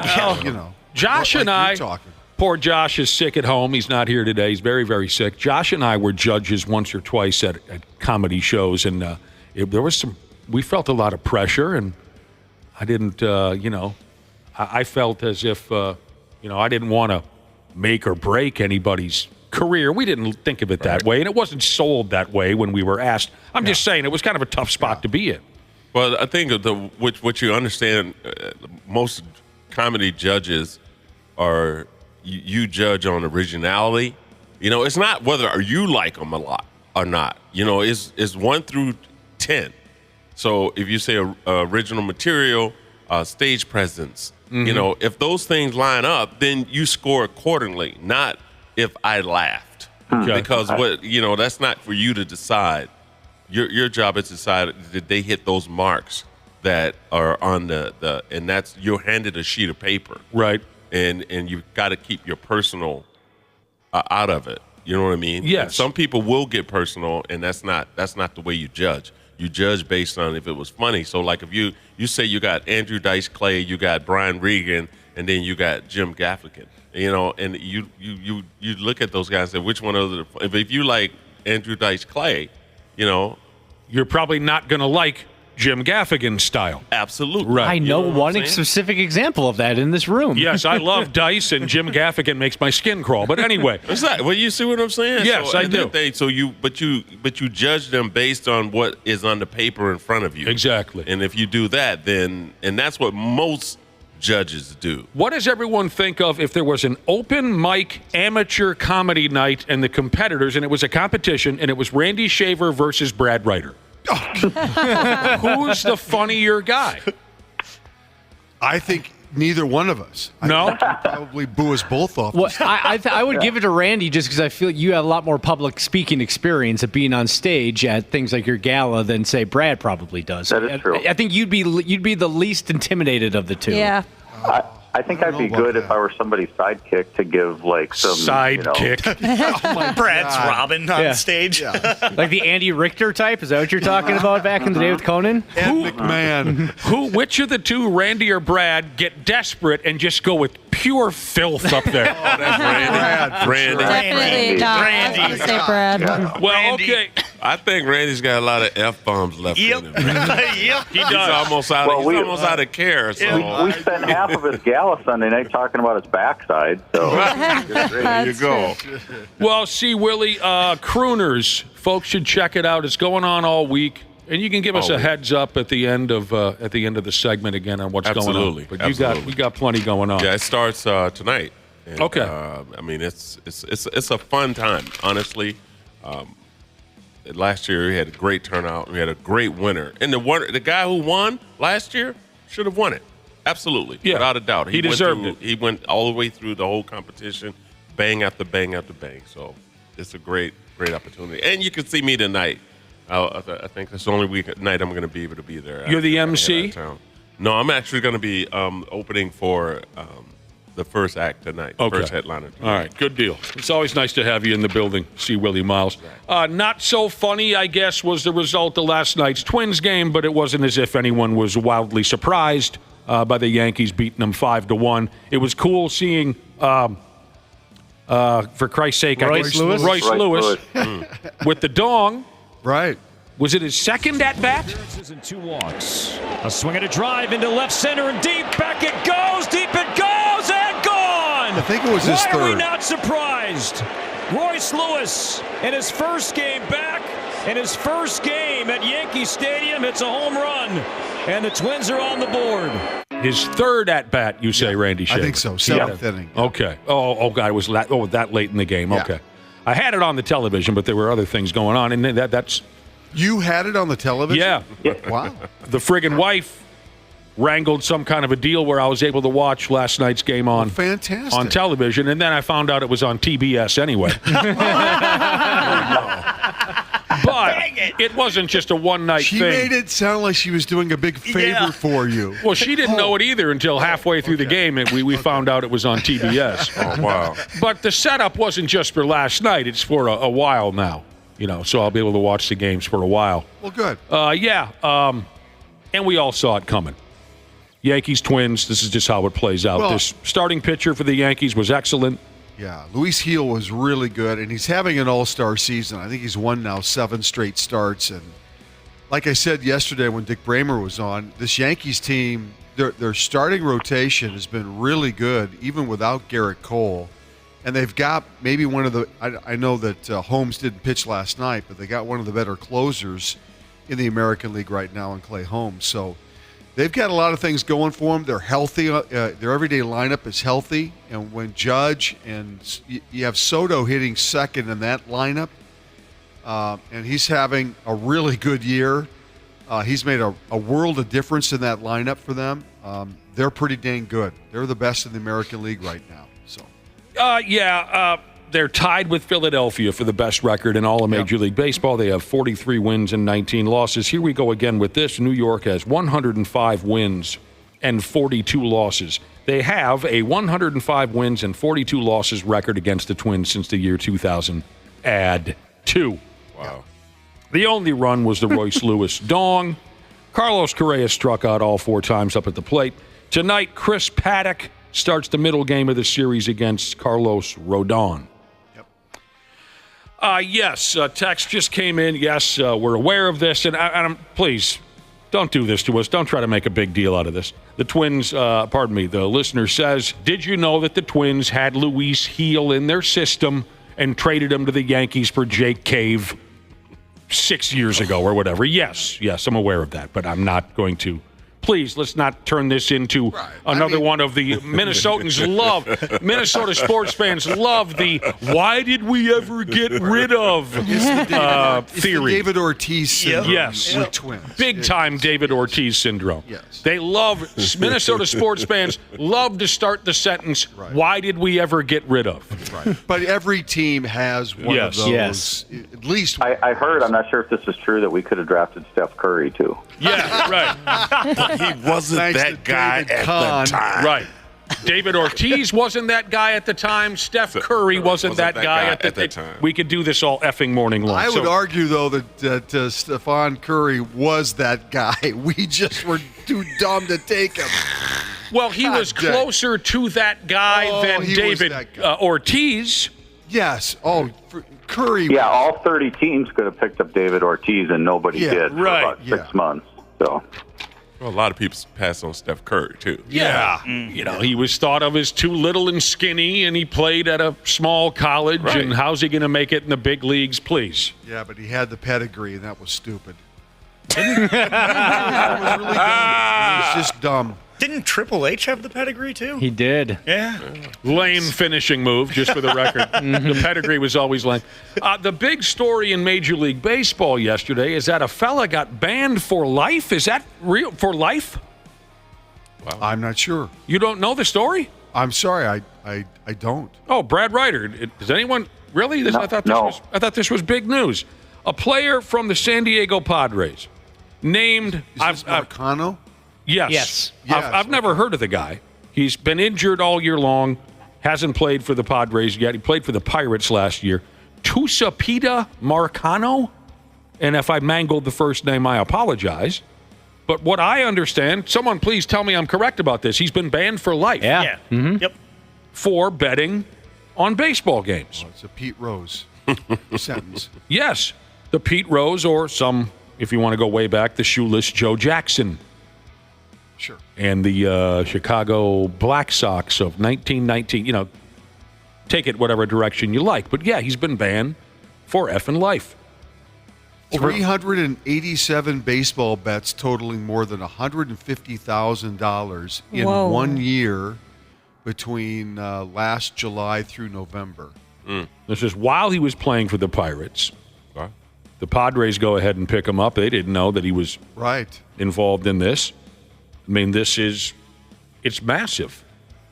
If it was a bigger name, baseball fans would be doing, would be going to therapy. But he's a nobody. But still, that's it. How old is he? 23 years old or something like that? 24. 25? Jesus. And that's it. He can no longer, I mean, maybe he gets reinstated at some point for some reason. I doubt it. But guys have been reinstated before. But not like that. No. I understand. This is the ultimate sin. Yeah. I'm just saying. He's 24, whatever, years old. He cannot be employed by anyone affiliated with Major League Baseball in any capacity. Wow. It's amazing how these guys all think they can get away with things.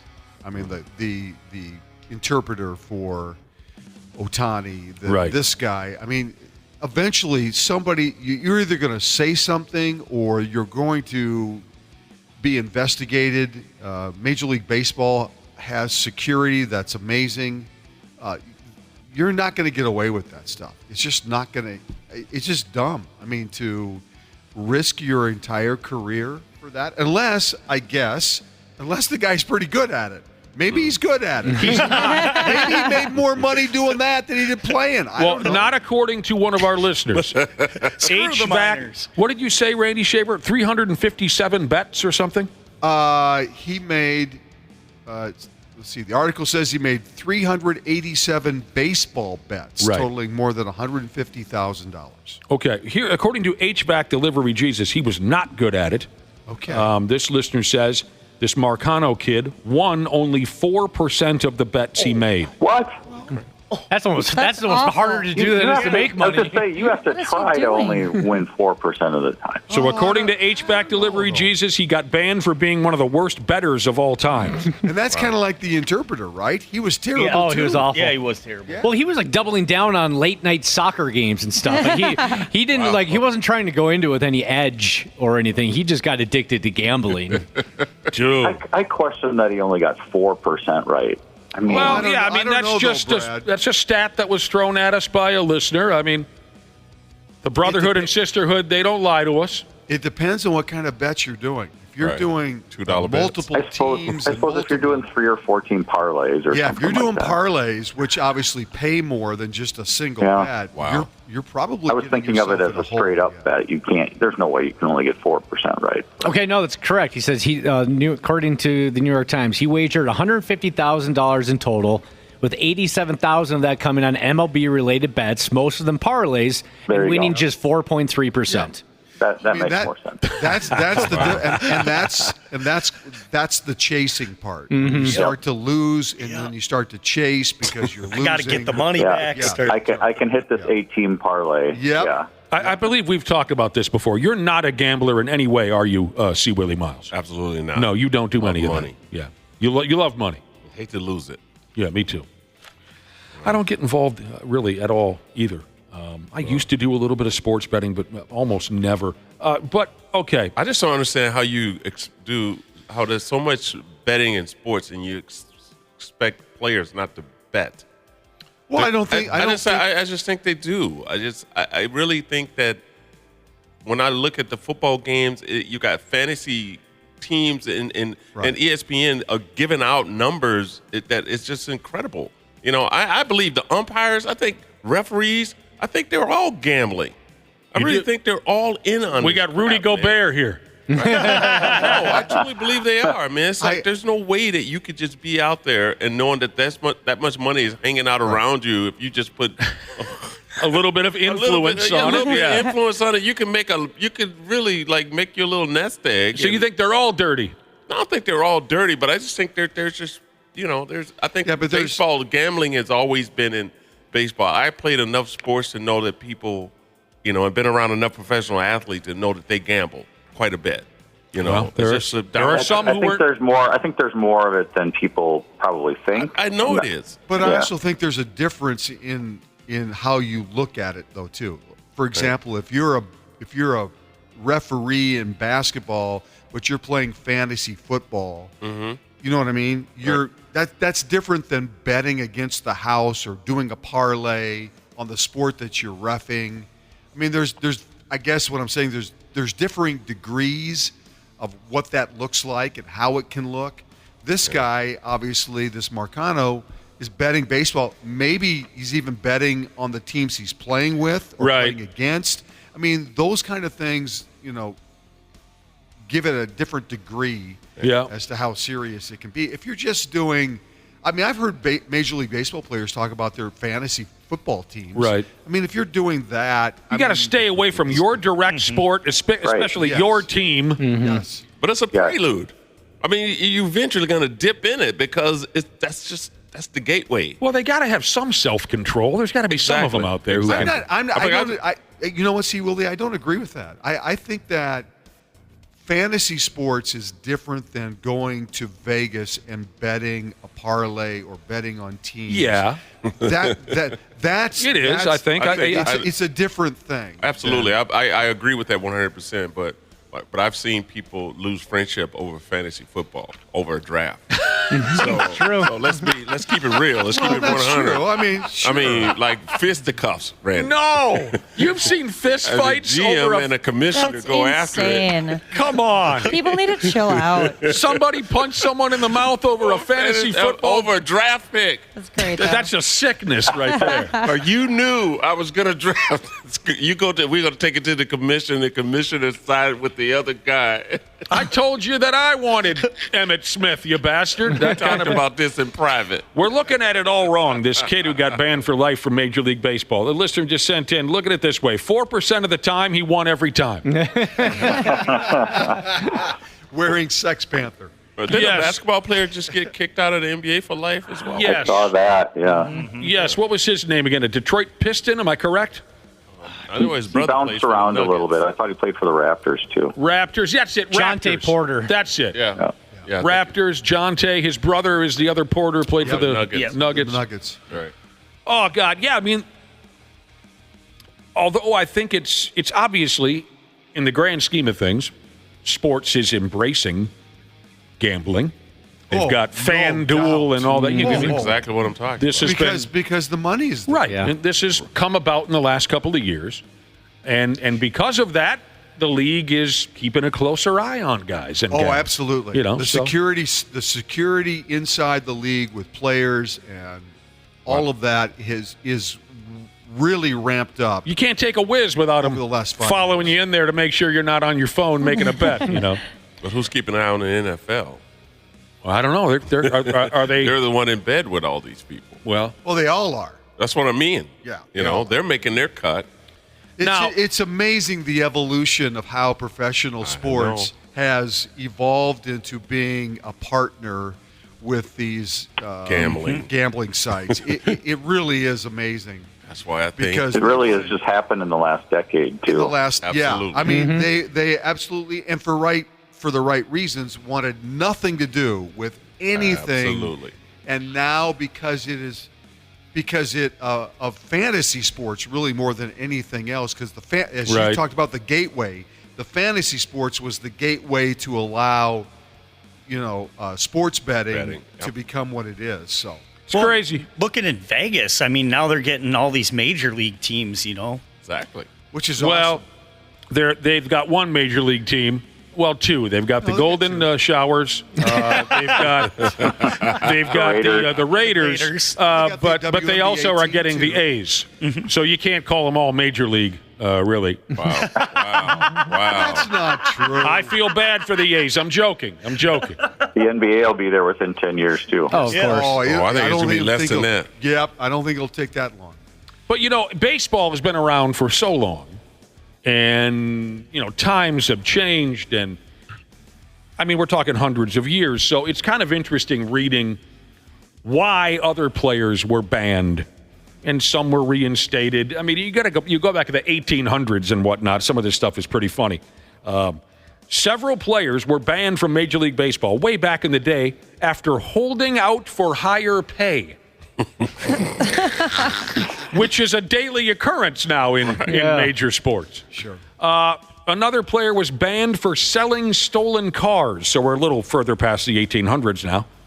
Well, you should get banned for that. Selling stolen cars. You should get arrested for that. That's freaking hilarious. Should be doing some time. Yeah.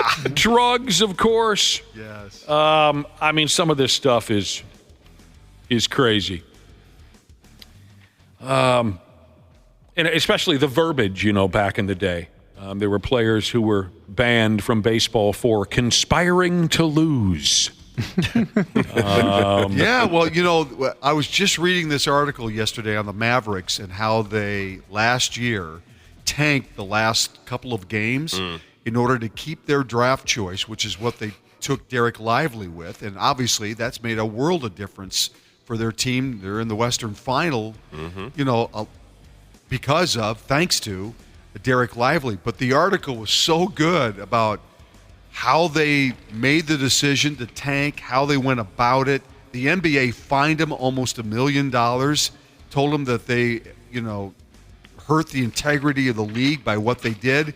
And the Mavericks didn't care because they wanted to keep that draft pick, and that draft pick turned out to be Derek Lively. So. And that's what I love Lovie Smith, because he got fired because he won a game. Oh, yeah. Like, I'm not going to lose a game so you can get a number. That's on my record. Mm-hmm. Yeah. I mean, nobody should want to lose. That's funny. It is. That is funny. About that. They fired him. Yep. Because he wouldn't complete the tank. Right. Yeah. Flip Saunders used to say all the time, in the NBA, you either got to be really, really good or really, really bad. He's like, if you're in the middle, you're in no man's land. Brewers and High Life Jesus in on this gambling in sports and how things have changed conversation. There are 4 baseball stadiums, he says, that have sports books in the stadiums. Right. Yep. But I think there's more than that, actually. But we have to be careful not to cross the line. Yes, it's making us lots of money, but oh no, don't be doing any gambling if you play for our... We get it. Back to some of these old-timey bannings and suspensions. This is my favorite.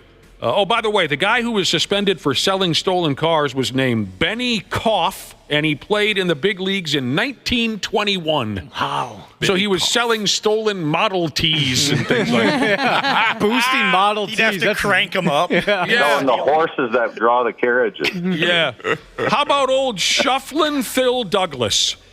Shufflin' Phil Douglas played for the St. Louis Cardinals in 1922. He was banned from baseball because he wrote a letter threatening to leave the St. Louis Cardinals. What the hell? Nowadays, an athlete can do almost any damn thing on that level. Just scrub your social media, and that tells them everything they need to know. Yeah. Right, exactly. Nowadays, any athlete can just jump in front of a live microphone and say, "This place sucks. I want to play somewhere else." I was going to say any post-game interview. Yeah, and he'll end up getting a raise. Yeah. This guy wrote a letter to the threatening, dear St. Louis Cardinals. I'm thinking about from Shufflin' Phil Douglas, and they banned him. Well, Shuffle on out. Yeah. Well, he left. One of my favorites is George Steinbrenner when he was suspended or banned back in 1990. Well, at least that's when he was banned. But someone did an investigation, and tell me if I'm correct about this.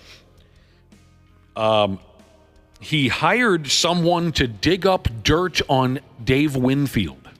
Oh, gosh, yeah. Someone looked that up to make sure I'm correct, because George Steinbrenner and Dave Winfield, from what I understand, they hated each other.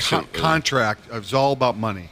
And so George Steinbrenner, crooked bastard, he hires like an investigator to dig up dirt on Dave Winfield. What are you, I have a feeling that happens a lot, though. In professional sports. Before a draft, you are investigating players. You are trying to find out every little detail because you're investing the money, which is right.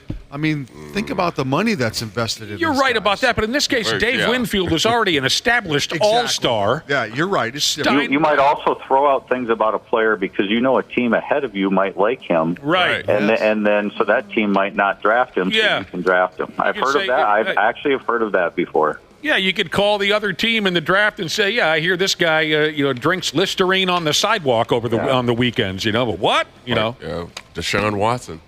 Spent $40,000 and gave $40,000 to a Bronx gambler to dig up dirt on Dave Winfield. A Bronx gambler. Yep. So some shady dude. Accurate? No, that information is accurate. Come on, Dave Winfield of all people. From what I understand, he's just a normal, nice guy. Wow. Oh man. All right. What was that movie that was with Kevin Costner and Draft For the Love of the Game? Is it Draft Day? Oh, Draft Day with Kevin Costner. That was a great movie. I liked it. I liked it too. Well, that was that situation where they were trying to find out about Right. the quarterback. What kind of quarterback? he Oh, the was. Cleveland Browns. Yeah, they all had investigations. Yeah, he wanted to know specifically why none of his teammates went to the quarterback's birthday party. He had a big birthday party and wanted to know why none of his teammates went to the birthday party. That's the kind of stuff. Yeah. Oh, I love that. I love that movie. I never saw it. You got to watch it, man. One of the 15 Kevin Costner sports movies. It's either that or a Western for that guy these days, right? He's got a Western coming out, too, that I'm going to check out. I do too. We might talk about that in a few minutes. That looks good. See, Willi Myles, are you interested at all in the NBA finals, which start tomorrow night? Absolutely not. No? No. I struggle through the semi. You didn't even care to get through the semis? I did. I got to him. You're strictly. I love the Timberwolves, man. I really enjoyed watching them, and I felt bad that the way they went out. But but at the end of the day, then I don't really care who wins. Okay. So no, you might not bother. I won't. I will. Yeah, I will. Randy Shaver will. Yeah. Brad Ryder, here's something. If you're on the fence, you don't know if you care to watch the Dallas Mavericks and the Boston Celtics. And I said, what day is it today? Wednesday. I think I said this Monday morning. My hatred for Luka Doncic is at a point where I have decided to root for the Boston Celtics in the NBA. Oh, God, how can you do that? Because I will not watch Luka Doncic succeed any further than he has. I won't. Yep. Well, poor Boston doesn't win anything. So I don't want Boston to win at all. Trust me, you guys. You don't have to explain why. I know why. I was raised to hate East Coast teams, and I do 9 times out of 10. But in this case, I hate Doncic even more. But the thing that you hate about him is that he cries after every play, right? That's part of it. I mean, every player does this in the NBA. Yes, he does it probably more than any other, but you've got to love the talent that the guy has. No, I don't. No. Oh, my God. Are you kidding me? I don't like his face. Randy, I'm exaggerating. Of course, I understand. The guy is so damn good. Yes, he's very good. Amazing. I don't need to explain myself. I will not root for that guy any further. This is as far as it goes. So short-sighted. You're short-sighted. Can't tell a man who to hate, Randy. Don't tell me who to hate. I want the Mavericks to win. I want to see them win. I cannot stand Boston, and they're very talented. The Celtics are really good, but damn, man, I don't want to see them win another title. But here's what I'm doing here. I'm not asking you to explain your hate. Well, I'm like you, though. I grew up hating East Coast teams. I hate the New York Knicks because when I grew up, I was a Lakers fan. And that rivalry there was no other rivalry like that in the NBA, Lakers and Knicks. So, well, my thing is, I honestly, I'm with Nick. I won't watch it, but I prefer to see the Celtics win. I just don't want the Dallas to win because they beat us. Yeah, fair enough. That's all. That's the only reason. Fair enough. I mean, they beat the Wolves. So you know what? Good riddance. Yeah, but that's kind of a badge of honor. If the team that beat you made it to the NBA Finals ends up winning it all, you can say, I want them to know how we feel, Randy. I'm sure Dallas knows how we feel. They've been through it a few times. We've been through it the whole existence of the team. Randy and I are going back and forth here about this Luka thing. I love it when folks jump to wild exaggerations. Here's Wrong Hole Jesus. Oh, God. Who says, Randy, I can't hear Randy with Luka's nuts on his face. Whoa! That guy, ooh. All right. That went south real quick. It did. Oh, it did. If you don't know if you care to watch this NBA final, maybe this will draw you in. Apparently, Luka Doncic of the Dallas Mavericks and Kristaps Porzingis of the Boston Celtics. Apparently, the two of them legitimately hate each other's guts. That makes it more fun.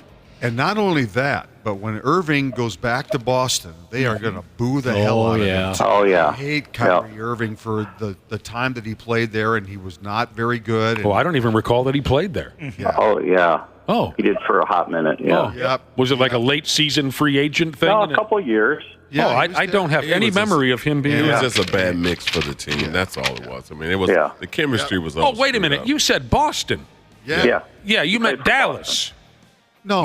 He played for Boston. Wait a minute. Oh, here's where I got confused. Porzingis played in Dallas. Yes, he did. Yes, of course he did. Yes. So there's that little Kyrie game. Played for Boston. That little game will be played in both cities. Yes, correct. Yeah, Okay. 2017 Kyrie played I for think Celtics. the hate for Kyrie is a lot more in Boston than the hatred for Porzingis in Dallas. I don't know if you call it hatred of Porzingis in Dallas. I think they were disappointed that the guy was never really healthy enough to help them get over the hump to win a title. All right. Well, they paid him a lot of money, so. Yep. So I think the hate is there. What else is going on here? Oh, Derek Lively of the Dallas Mavericks. I read an article yesterday. He's a Lego dork. He is. Oh, that tracks. Yeah, he looks like a Lego dork. There's a lot of NBA players that seem to be really into building Lego sets. Well, they named Miles Turner. I really like him from the Indiana Pacers. They named Victor Wembanyama. Loves Legos. Someone had a few pictures of Derek Lively's Lego collection. This is crazy. I don't get the Lego thing beyond your 6th birthday, but whatever. Right. It says here he has the Lego house made to look like the home from Home Alone. Yeah, that's a cool set. No, it is not a cool set. Grown man. That's sweet. He's a grown man, see, Willie says. Grown man, no grown ass man. I will say this. When I read this article about Derek Lively yesterday, I have a much appreciation for this guy. When he was drafted out of Duke, he had lost his dad, had died when he was really young. His mom was sick with cancer when he was drafted. He took his mom with him to Dallas, and she lived with him just a couple of blocks from the arena, and she passed away in April. So this guy has now lost both of his parents. He's 22 years old, and he is living for them right now. This article that I read yesterday was really good. It was about the Mavericks positioning themselves because they knew they wanted to take this guy, but they also looked at his character and the kind of kid that he was and the life experiences that he was having, that he was battling his way through, that they thought this was a guy that could really, if he can handle that, he can handle almost anything. And so I have a lot of respect for this kid. It was a hell of a story to read yesterday. Well, it's nice. Very nice. Here's a text that says, Luka Doncic is the Aaron Rodgers of the NBA. No, he's not. No, he is. He's not that bad. No, he's not that bad. No one He's can be that unlikable. bad. He's not. Yes, he That's a is next unlikable. level. Not like Rodgers. At least Luka seems like a cool guy off the court. They're You might just both whine. unlikable people.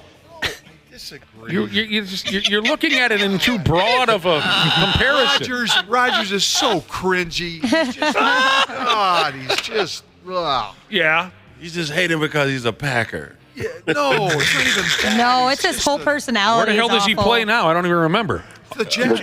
Oh, yeah. That's why the Jets are going to be on prime time every week this year. 13 games or something. 13 Here's a listener. prime time games. The Jets are going to be on 13 prime time because of Karen? Yep. Yes. Well, because hopefully he makes it through the first game this year. Because At the least NFL 4 minutes. said they need, they got screwed last year. The NFL actually admitted they're doing it again because they felt like the fan base got screwed in not seeing Rodgers play.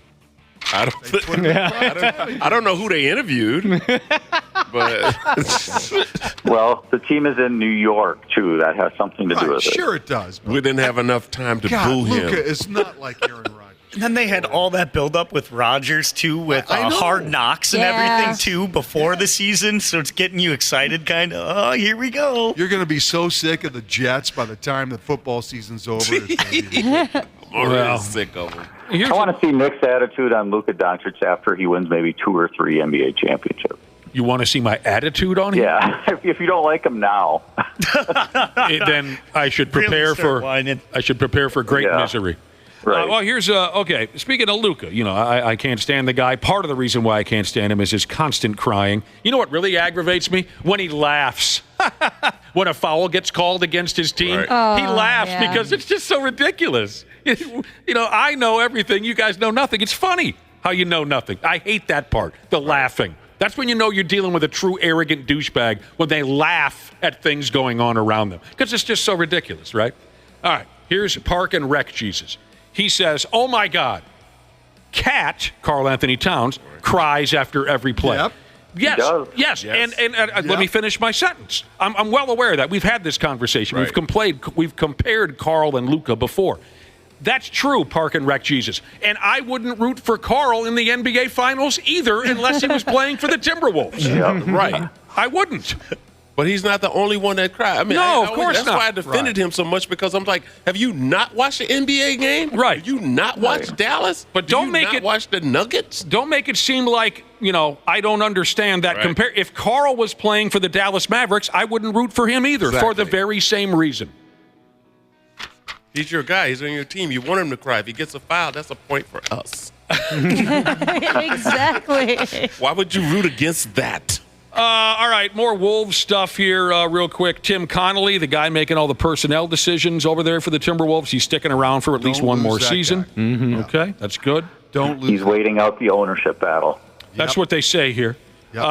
Mike Nori's going to interview with the Cleveland Cavaliers. We don't want to lose Mike Nori, but I get it. If he wants to be a head coach, go do it. He deserves the opportunity. They unfairly fired J.B. Bickerstaff, of course, over there. Wow. J.J. Redick might go ahead and coach the Los Angeles Lakers. Lee That's shocking news of the that's a offseason. play to try to get LeBron. So he'll back. be LeBron's assistant. Right. That's the exact truth. And they'll push He for and drafting LeBron LeBron's son. are tight. Yeah, he and LeBron are tight. Yeah, then they'll draft little LeBron and all that. Bronny will be a number one. Yeah, it'll be like every other coach in L.A. over the last few years. It'll, maybe a year and a half. They'll get rid of him. Wow. And we never really got to talk about this. Some folks are wetting their pants because Caitlin Clark took a hard foul the other night in the WNBA. It was more than a hard foul. Yeah, that was ridiculous. That was a cheap shot. That was a terrible cheap shot. See, Willi Myles disagrees. Fresh to the. I mean, come on. That was a little cheap hip shot. check. Okay, fine. But there's fine. no checks Wait a in minute. basketball. Let's call it a cheap shot. Fine. Let's call it a cheap shot. It's always been that way. Yeah, You've been watching the WNBA for 24 years. I've been watching the WNBA for 24 years. I've been to Target Center. I go to more women games than I do men. Mm-hmm. And it's rough out there. When you ever seen Diana Taurasi foul someone and then stare over them? But that's different than what happened to Caitlin. No, Clark. it isn't. In that yes, it is. No, it isn't. Yes, it is. Zero. She got knocked on her ass. I think if it happened in that course of play, the ball wasn't even in play. That's one thing, but that wasn't even near the ball. Yeah, I get it. Well, but fine. But it happens. It happened. I'm with C. Willi Myles. She's not the only one that ever happened to. Right. Are you saying it was a play in the act of the game? We're calling it a cheap shot, Randy. It was a cheap shot. Yeah. It was a cheap shot, but it wasn't it's not anything that is unusual. You go in any of the big major sports when the new hot rookie takes the ice or the field or the court, they're going to get knocked on their ass once in a while, like a welcome to the league kind of a thing, right? Absolutely. So why are we all so upset? I don't get it. I don't get it either. I mean, it's like every time she gets a foul, it looks like a hard foul because she's a flopper. She definitely is a flopper. Floppers. I know they are, but that's what I'm saying. She's making it look a lot worse than what it really was. I mean, get up and snap back at her. Am I right that in any of the big leagues, when the hot shot rookie hits town, hits the field of play, they're going to get knocked around a little bit? You know what? I'm okay with that if she's going up for a shot and she gets knocked down, or it's in the battle of the game. This was not in the battle of the game. It was a dead ball situation, right? And it was no one's not arguing part. that. It was not part of the game. No, it just wasn't. It was not a part of the game. But you agree that this happens in every league every year, Randy Shaver? Right? It's not anything new. No, I guess if you want to argue it like that, but I don't think we see it that much anymore like that. You see it in the context of the game as the game is being played. Okay. I've seen NBA players go down to midcourt and you watch. If if she's going up for Green, a layup, you ever watch Draymond Green? Draymond Green is an assault waiting to happen. D-Wad. She's going up for a layup and somebody clotheslines her. I have less problem with that than what I saw the other day. Yes. We understand that, Brad Ryder. We're trying to establish that this. Why is everyone coming on court when this happens in every league every year? The new hot shot hits the field, and they're gonna. Who was the rookie of the year in the NFL this year? Anyone know? No. All right. Well, last year's NHL rookie. But you don't think they got kicked in the ass once in a while when the refs weren't looking? You don't think that they got... this happens every day. Yeah. This happens every day. That super good kid for Chicago Blackhawks, he got crushed a couple Bedard? times. Bedard. You don't think Bedard got a couple of cross-checks in the kidneys when no one was looking? That's a good one, Wapple. Thank you. Bedard. Some of the Pistons in the 80s should have been in jail for what they were doing to Jordan early on. Oh, my God. Right. And a lot of them had nothing to do with the play. Uh-huh. Just because he was walking funny. It happens. But I mean, I just think it's just getting blown out of proportion. Angel Reese got clotheslined, slammed to the floor. So there you go. I mean, Cardoza, all these players. I mean, I don't know. I get it. I get that people want to protect her for some reason or another. But welcome to the league. Right. That's all. My freshman year at St. Cloud State, Keith Nord buried my face for no reason other than the fact that I didn't have a red jersey on. Yeah. And I knew it because I'm a freshman. And he I was welcomed you to the league. He welcomed. Yeah. Please, sir, can I have another? Because I tackled. That's the only point. Wide receiver. That doesn't sound like Nordy. He was such a good man. I love Keith Nord, and we joked about that. At what point will it not be like, oh, welcome to the league? How long does she have to play for until that kind of it'll take a little while longer. It'll take a little while longer. Well, no, I don't think so. Shorter I than think that? Before the year is out. Okay. Right. Caitlin Clark can handle this stuff. She just got to keep shooting, keep playing. Ain't nobody going to give you nothing in this league. There's people been in this league for 10, 12, 15 years, man, and they've been balling. And she's just showing up. And all Diana Taurasi said was that it's different than college. They put bodies on you in the WNBA, just like they do in the NBA. Guys are finding out when you come from the NCAAs into the NBA, it's different. Yeah. Same from the college football to NFL football. It's different. They hit hard. You're playing against people who have wives and husbands and children and car payments and mortgages. Right. So they're going to put something on you. All we're trying to say is it happens. It's a welcome to the league thing. It's not a big friggin' deal. We got to get going. Randy Shaver, Brad Ryder, thank you very damn much. Okay. We'll talk to you tomorrow. See, Willie, you sticking around? Absolutely, man. I got nothing to do till tonight. See Willi Myles more with the Half-Assed Morning like Show. Randy. He's got nothing to do? Till that night. We'll be back in a couple of minutes. The 93X Half-Assed Morning Show.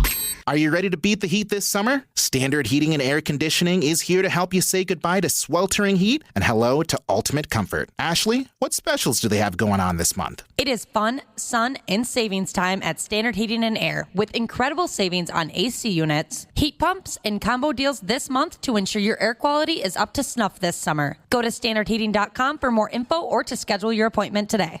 America starts the day with America in the Morning. Pending home sales numbers, they tanked in April, but there Hi, are I'm John Trout, your host for the latest news, politics, entertainment, business, and weather. High-octane action in the dust, a new film puts... Our staff of correspondents provide a fast-paced look at the world with specialized reports from where news happens. It's a bird, it's a plane, it's Amazon. Concise, accurate, and fresh each day. America in the Morning, the podcast, available wherever you listen. You guys smell that? It smells bad out here, too. I'm starting to think this whole town smells like doo-doo. The 93X Half-Assed Morning Show. Yeah, welcome back to the Half-Assed Morning Show with our guest today, stand-up comic C. Willi Myles. C. Willi Myles. Sorry, my voice failed. Thought I hyphened my name. Right in the middle of saying your damn name. You know what I just found sitting here? Something I guess I could have brought up during our sports conversation, but F it. I'll toss it your way and see what you think. C. Willie's an athlete. I want to see what you'd make of this. Former athlete. You still golf? Yeah, you still Sorry, golf. you heard that? Who said that? Who dumped former in there? I did. I know that was you. I know. See, Willi Myles, a former athlete. What do you think of this? This is cute. Amazon reportedly is planning an American Gladiators reboot.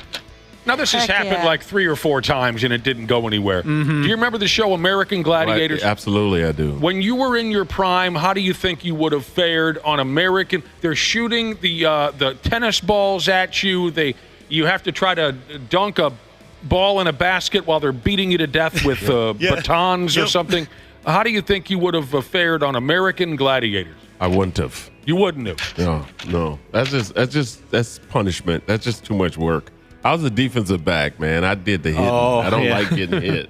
I think I could do that game where you dodge the tennis balls and then you shoot the Nerf at them. It's called assault, Andrew. Yeah, I could do that one. That'd be That's so about fun. Well, you're not a big target. No, not at all. You would have been able to hide behind a little chair. Yeah. And find a good place to At any rate, it would have been great entertainment, though. You do the obstacle course, and then you have to pick the door to go through, and then the gladiators on behind one of those doors. That would have been great TV if you see me running full blast and then just run right into a gladiator. Nitro standing right there, and your head hits the ground first. Well, didn't some folks just run straight into a wall that didn't give way? Oh, yeah, they did at first have that. It was just a brick wall behind the sheet of paper. Yes. Dude. Instead of a gladiator waiting for you, you'd hit a wall. Literally with your face. Yeah.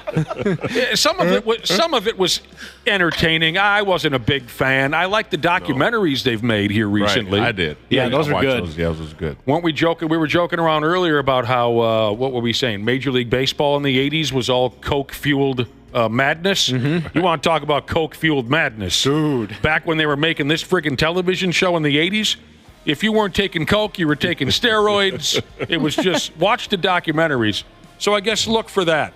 Or you can watch old American Gladiators episodes on YouTube, they say. Right. Oh, man. All right. We were having a conversation earlier, see, Willie. Summer is here. Is it, though? Summer is here. Yes. Yeah, I think it's here. Well, yeah. I mean, it's like 80 yesterday. We're beyond Memorial Day. Yeah. It was 80 yesterday. It was insane. School's ready to cut loose. Right. Even if the weather isn't totally summer-like yet. I mean, we're there. Right. The summer of 20 plus 24, see Willi Myles, has been named already before it really even started. The summer of 20 plus 24 has been named the summer of the threesome. All right. Yeah, we had that back in the 80s. Well, you had those? Speaking of things that were... This is not C. Willie's first summer of the threesome. Yeah, why they just catching up? Speaking of things that were more prominent in the 80s. Right. C. Willie and his threesome. That was common. I just thought that was just a natural... Yeah. When you finally were down to one partner, you thought, well, where's the other? Well, I married her. Yeah.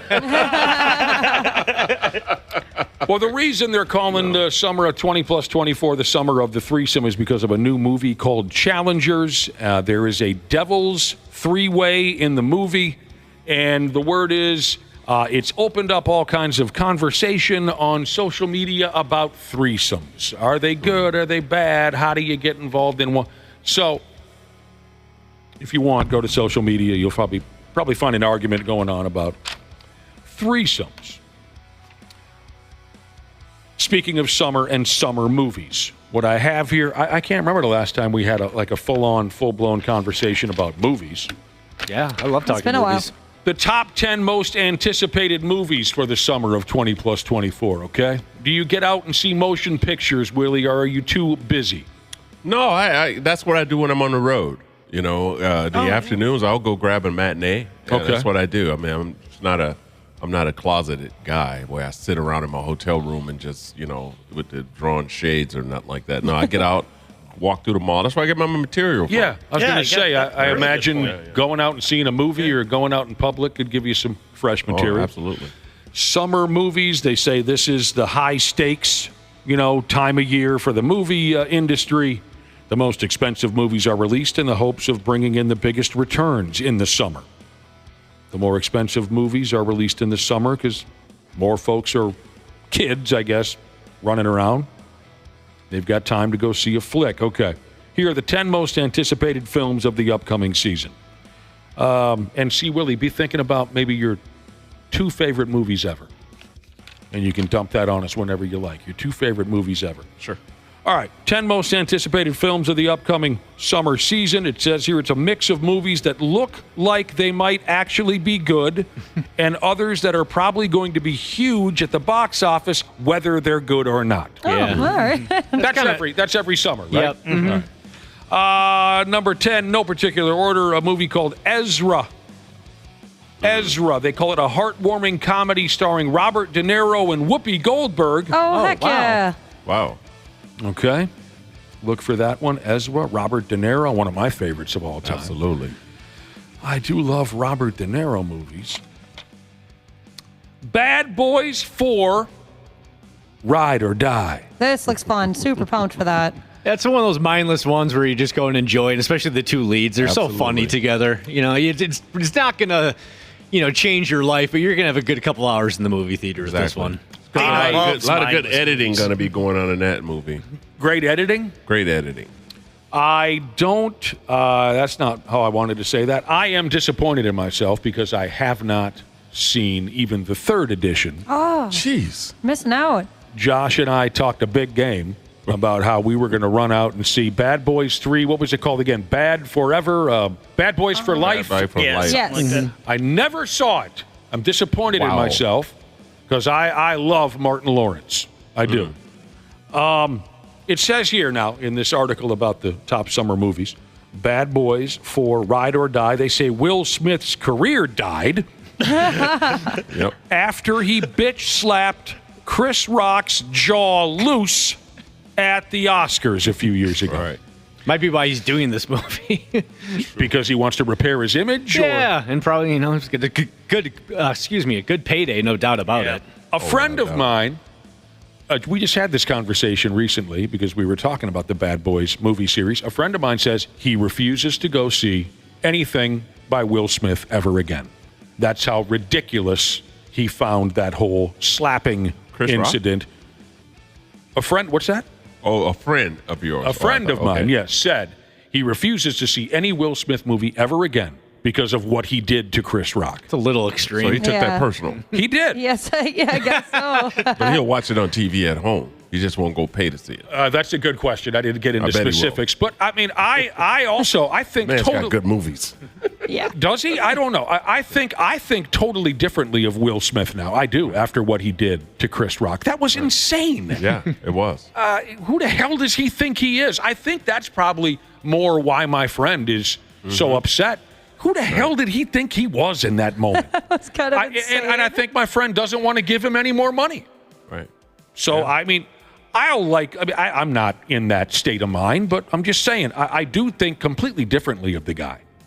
Right. A lot of people do. Yeah. I just think it was a moment where you lost I think he lost who he was. Yeah, I think absolutely. When it was done, he looked at his wife, and she looked at him, and then he felt like, I need to do something. And out of nowhere, he did something. Yeah, because he laughed at first, and he looked over at her, and she wasn't laughing. He was like, "Ruh-roh." Chris, I'm sorry, man. You got to take the. Yep. The brunt of this for this situation. It wasn't. I mean, it was funny, but it wasn't. I was pissed because I love Chris Rock. Right. But I will say this. When I look at freeze frame pictures of Chris Rock's face right after he got hit, you can't help but laugh. Exactly. It's so good. But let me make one thing perfectly clear. Chris Rock had an opportunity. And I have really good friends who watched him go up and do his routine every night, what he was going to do. And that what he did wasn't part of his routine. He went off script. The jokes about the wife. Yeah. Okay. Without her hair and that kind of thing. Yeah. But let me make this clear. I don't care if it's Chris Rock or The Rock. Mm-hmm. If you hit me, I'm coming back. You ain't going to just slap me and walk away. Yep. I'm not saying you ain't going to beat me, but it's going to be a fight. Uh-huh. I'm not going to stand there and go, oh, my God, The Rock just slapped me. No. So you're saying if you were Chris Rock in that situation, there would have been a live fight. It's going down. Yes. I think Chris Rock was so beyond shocked Just beyond shocked by the whole thing. When you saw the man coming at you, I'm dropping the mic right now because I don't know what's coming, but I know one thing, I ain't going to be the one receiving it. So it says here, maybe this is a way. Bad Boys 4, Ride or Die. Maybe this is a way for Will Smith to regain his popularity. In the movie, okay, you ready for this? It's a complicated plot. In the movie, Will Smith and Martin Lawrence are framed for a crime that they did not commit. Oh, no. Well, that's new. Yep. I wonder how that's going to work out. They spent 8 seconds coming up with that plot. What if they ever redeemed themselves? I doubt it. Half-assed morning show. 69. This show sucks. Who are you, fart knockers? 93X. All right, we ought to wrap up our conversation here on the most anticipated movies for the summer of 20 plus 24. We got C. Willi Myles. Comic C. Willi Myles is in here with us. We got a little ways down the list, but not too far. We got to talking about Bad Boys 4, Ride or Die, starring Will Smith and Martin Lawrence. I got a few text messages. We were talking about Will Smith more than anything and how the man went nuts and he hits Chris Rock in the mouth, and this is maybe his chance to restart his career. Got some text messages. Like Chris Rock said in his special, according to a listener, about the slap incident, Chris Rock more or less said it wasn't a fair fight. Chris Rock said, Will played Muhammad Ali. I played Pookie in New Jack City. This was not a fair fight. That's a true story. That's a great line. D&D Jesus has a fair question. Do you think they're going to make a joke in the Bad Boys movie about someone getting slapped? I bet they do. 100%. Yeah. Absolutely. I read in a review that there's a lot of like wink wink kind of inside joke stuff, so I'm guaranteed they mix that one in. All right. And finally, on the topic of Will Smith and the Bad Boys movie, John Deere Jesus, says that Will Smith is going to be on an episode of the television show Hot Ones tomorrow. Oh. That's where they are interviewed while eating hot wings. Yes. I used to love that show. Have you watched that, C. Willie? I did. Did I watch the one with Shaq, maybe? Okay. Oh, yeah. That was good. These people try to answer questions while eating these insanely hot... is that on television? No, it's on YouTube. Oh. Yeah, it's a First We Feast Oh, no, thing. it was Idris Elba. That's what I love him. Yeah. He was dying, man. I could see it in his eyes. I love it because once the wings get hotter and hotter, they kind of just focus on how hot the wings are. Yeah. So then they forget about the question. They really give some good answers. That stuff would just kill me. I would end up in the emergency room if I... True story. All right, here we go with the rest of these highly anticipated movies. Inside Out Part 2, kids movie, cartoon. Oh, yeah, that looks cute. I've been seeing commercials for that. The Bike Riders. The Bike Riders, starring, I'll give you the rundown, even though I don't really know who these people are. Tom Hardy, Austin Butler, Jodie Comer. It's a movie about a motorcycle gang in 1965, when motorcycle gangs were new and exotic and had an atmosphere of danger. It says here there are shootouts and bar fights. That sounds fun to me. Yeah. It does sound a good fun. actor. Who's that? Hardy. Tom Hardy? Yes, very good. This sounds like deep stuff where Oscars are handed out. A movie called Daddy-O with Sean Penn and Dakota Johnson. And they sit in a taxi cab, the two of them, and they talk, and they talk, and they talk, and they talk. And I don't know what else happens, but doesn't that sound like kind of boring Oscar-y stuff? Absolutely. Yeah. Here's Kevin Costner's latest Western. Yeah, baby. Called Horizon, an American Saga. I can't wait for this. I've been seeing ads for this upside down. Good. He does good westerns. Yeah. I just love any Western movie, really. There was a time when I really, really couldn't stand Adam. What's his name again? Kevin Costner. Kevin Costner. But I'm coming around. I'll say that much. It says here he's wanted to make this film for 35 years. It's a Western set in Civil War times. He writes the movie. He directs the movie. He stars in the movie. This is kind of interesting, if I'm being accurate with this. There's a part 1 to the movie that will be released sometime this month. A part 2 will be released in August. Oh, wow. I don't know if I've ever heard of that before. Not that close together. If I'm being accurate, this is what it says. Part 1 opens in June, part 2 in August, and it looks possible there'll be a part 3 in the future. That will probably depend on the success of the first 2. I don't know. Fly Me to the Moon. A charming comedy, they say, starring Channing Tatum and Scarlett Johansson. Of course, it's charming. A date movie. Yeah, I like those I'm two. down for that. Let's go. All right, are you ready for this one? I think I know where you're going. Gosh. I can't say it. Someone else say it. Twisters. Twisters. Oh, no. Don't mess with Please that. stop with this crap. See, Willie, Twisters. No. Okay, he says no. I do really like Glenn Powell, though. He was the guy that played the new guy in Top Gun, the Maverick, the sequel. I do. Let me fill you in on something. Let me fill you. Nobody likes Grant Powell. Glenn Powell. Glenn Powell. Well, he's very pretty. Whatever. Pretty boy. Twisters.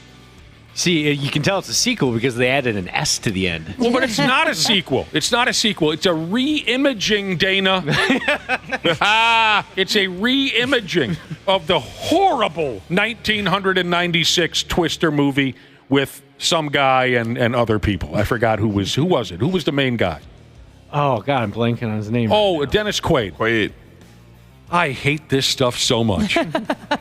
Deadpool plus Wolverine. Oh, yeah. I love All right. Deadpool. Excited for that. You like that? See, Yeah. Well, it's going to be just funny, man. Yep. I'm a big Ryan Reynolds fan. Gosh, he's so funny. Never saw it. Any of these, I don't know anything about Deadpool or Oh, my Wolverine. God. Some of the best lines. So funny. Everyone tells me they're fun. And finally, something or another called The Union. Mark Wahlberg plays a construction worker who's roped into the dangerous world of international espionage when his high school ex-girlfriend, Halle Berry, recruits him for a secret mission. Wow. He's just a construction worker.